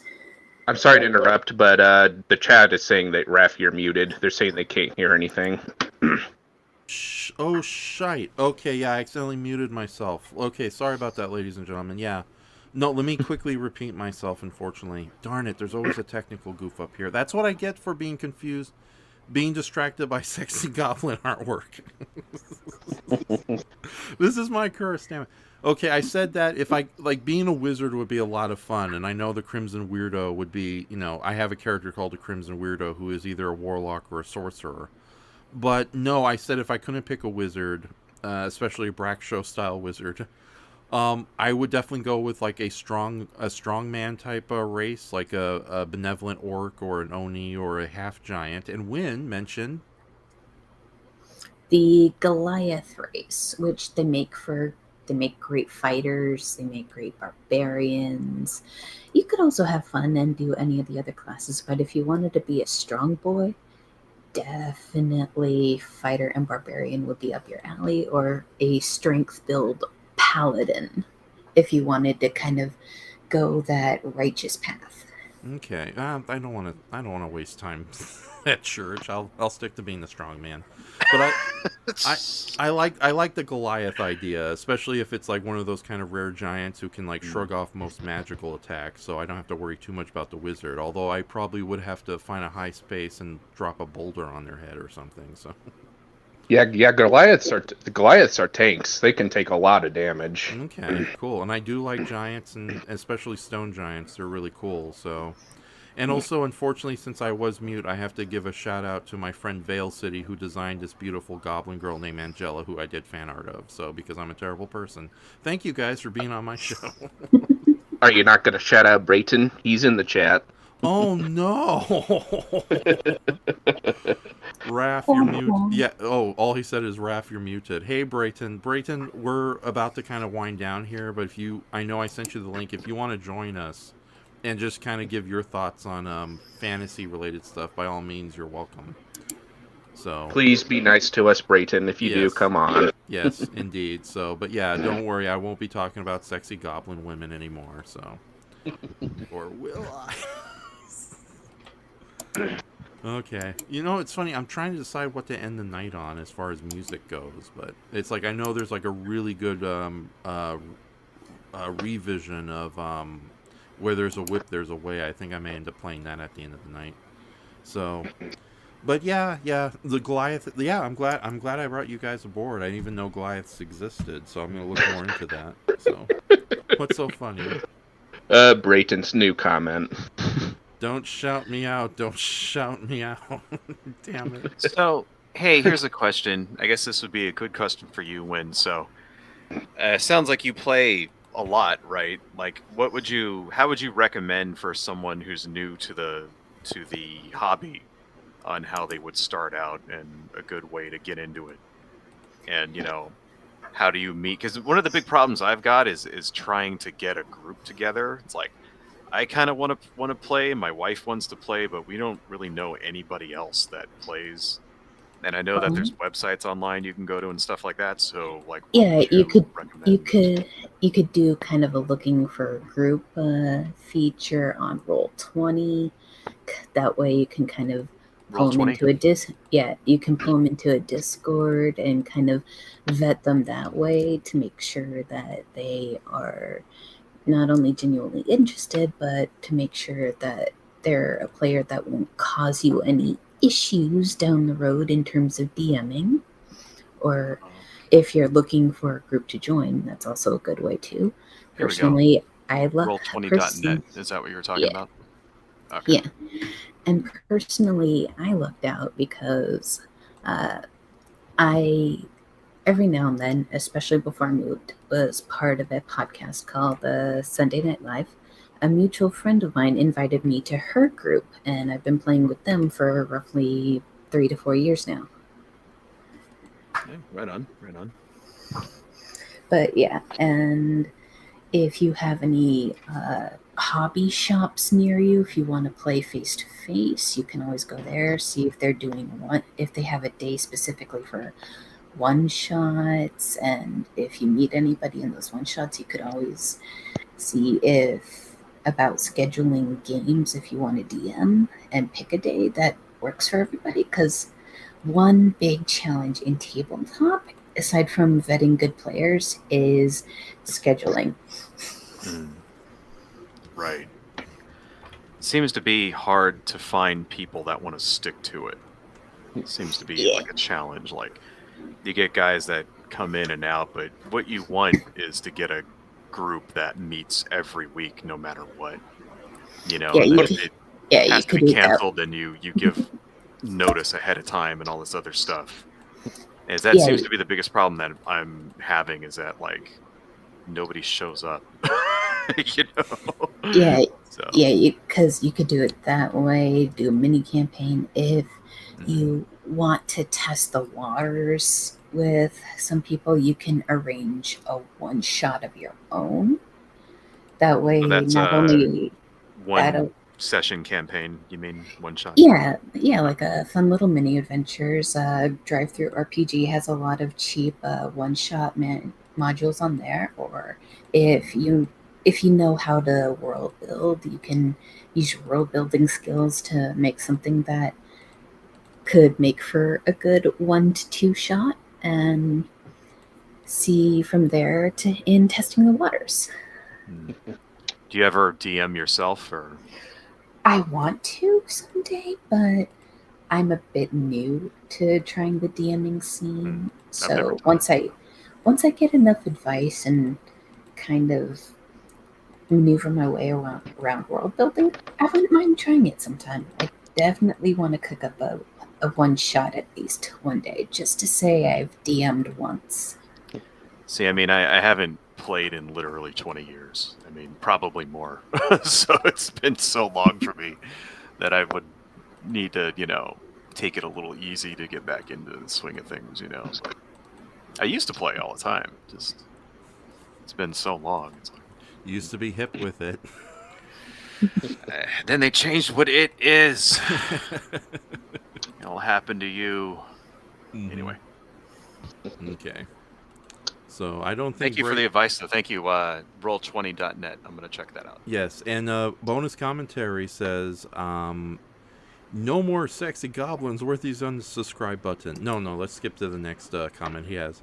Go to your local game store for an in-person game. Most stores have adventure leagues you can sign up for, though they're usually on Wednesday nights is when they tend to go on. So okay, so yeah. He also just commented saying he has over a 1,000 hours logged in as a DM on Roll20. Right on. Okay, so what a wonderful night of whimsy, magic, and wonder. Okay, so You ever play Raf? No, I know that some people have gotten me to try to play, but I'm not very good at board games. But if under the I think right, you'd really be into it. Seriously, I think you'd really like it. Yeah, well, we'll see. Let me do some research on a Goliath and see where it goes there. That, or I should just make the Crimson Weirdo into a D&D character and see how that works out. So. But yeah, no. With that says, though, is there anything you guys want to plug or share before we call it a night?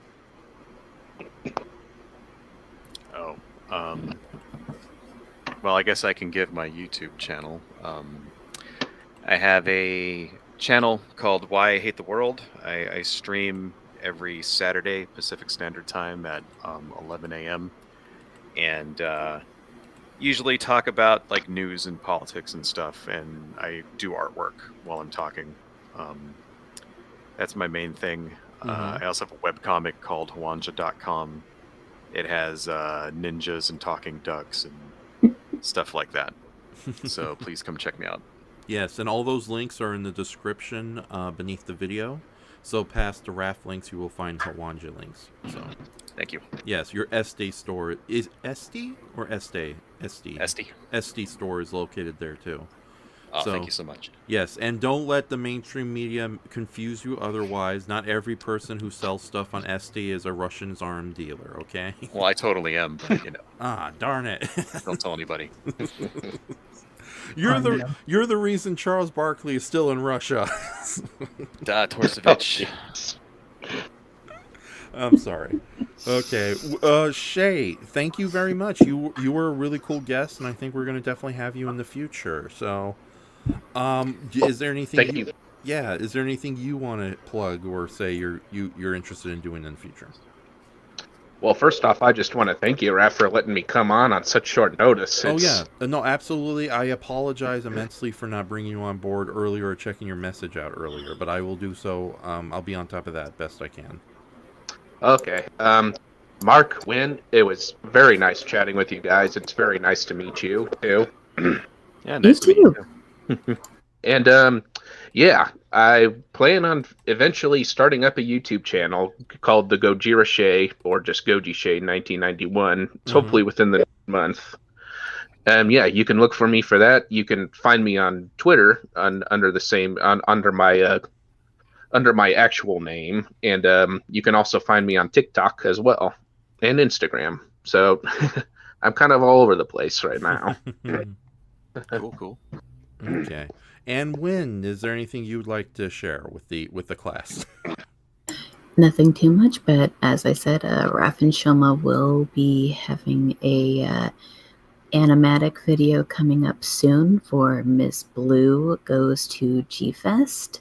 So when that comes out, feel free to take a look as I voice the the titular role. My brain died. Pardon me. It's late. So other than that, I would recommend you visit the channels of my colleagues I was on the air with today. They have some pretty awesome stuff. Mm-hmm. Okay, awesome. So yeah, no, guys, this was a very good conversation. Thank you so much for joining me. And that's basically it. This is the last major stream I'm doing for the year. Although, oh yeah, I do have two things I do want to share. Let me see if I can get them on the screen though. In the description section underneath this video is a link to my Twitch channel. And me and Brayton usually do a series once a week called the Movie Graveyard Shift, where we watch a movie live on Twitch that you can join with us. And then after the movie's over, we take an hour or two to actually talk about the movie and various subjects related to the film. Now, even knowing our most recent episode, based on the 1951 version of The Christmas Carol, is currently archived on my Twitch channel. You can watch right now. Along with this being the last night, you can check out our show based on Alfred Hitchcock's Psycho. We do eventually plan on turning these little Twitch shows into podcasts for my YouTube channel throughout the year of 2003. This is an attempt to try to get outside of the kaiju wheelhouse, although I will be doing some kaiju related material in the very near future. So yeah, definitely check it out. It's a really good version of the Christmas Carol, although personally I think I can prefer the Bill Murray Scrooge myself. But yeah, that's a big contention from Brayton's end. And what else did we do recently? Hold on.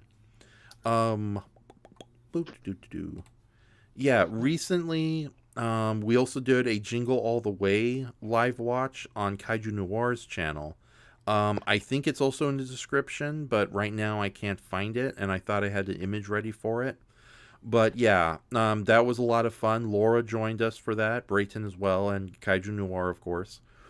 But other than that, not much. You can check out my DeviantArt, my Instagram, and some of my other links in the description below. I do have a Twitter, but I think I'm going to kind of stay away from Twitter for a little while, just to spite Mr. Rich Man who gets booed at concerts. Yeah. Hey, everybody, come on, I want you to meet my friend. He's richer than you. Boo! You don't love me? Fish face explodey car McGee? To space I go. Okay, but yeah, there's that too. So, in bonus commentary, Doomzilla, Laura, Brayton, and the doppelgangers of Win and Goji Shay. Thank you so much for joining us tonight. Sorry we're not on top of the chats. Oh, and Stephen Walker of Flamargo. I don't know why I keep forgetting your name. So you all been really great. Thank you for joining us, and big thanks to anybody who will take the time to revisit this commentary in the future. So any last things you guys want to talk about? The spice must flow. That's sci-fi, but oh well. Yeah. Well, considering how convoluted it is, it might as well be magic. Crush your enemies. See them driven before you. Yes. And hear the lamentation of the women. That is what's best in life. Okay. Win, any final words? I think you're muted, Win. Oh. I was. Okay. And you folks have a very good night until next time. Okay, so I'm gonna go ahead and mute all. I'm gonna leave the chat for a little while. I'll try to come back in a little while. Okay, so thanks, you guys... Raf, for having me on, dude. Oh yeah, Appreciate absolutely. It. So yeah, you guys go and talk in the green room. I will leave and play us out with our last song for the night. So, okay, so ladies and gentlemen, I was really hoping to play this really cool remix version of "Where There's a Whip, There's a Way," but it seems the artist in question has taken that video off, so I can't find it right now. Thankfully, to stick to our little fantasy theme for tonight, there is this kind of neat little techno version of Goblin Town from the 1970s version of The Hobbit from a artist called Mule. That's Muxmool, and it's Goblin Town. It's just basically the original song with a bit of a really cool techno beat behind it. But yeah, I think we'll end the night on that song. And usually I like to play some music out for the night. But no, thank you so much for joining us. This was a lot of fun. I hope you guys had a good year despite all the troubles. Please take care of yourselves over the winter season. And I will be back in big time in mid-January with a ton of projects. However, also I forgot to mention, we will be, there's another podcast coming before the end of the year, thanks to our friend Brayton. It's me and Patrick Galvin and Brayton talking about Shop Around the Corner, a really cool romantic comedy from the 40s I highly recommend, especially if you have HBO Max. I think it might also be on Hulu. And we're also going to talk about the remake of Shop Around the Corner, the far less loved You Got Mail. But no, thank you so much, and I leave you now with Mux Mule with their...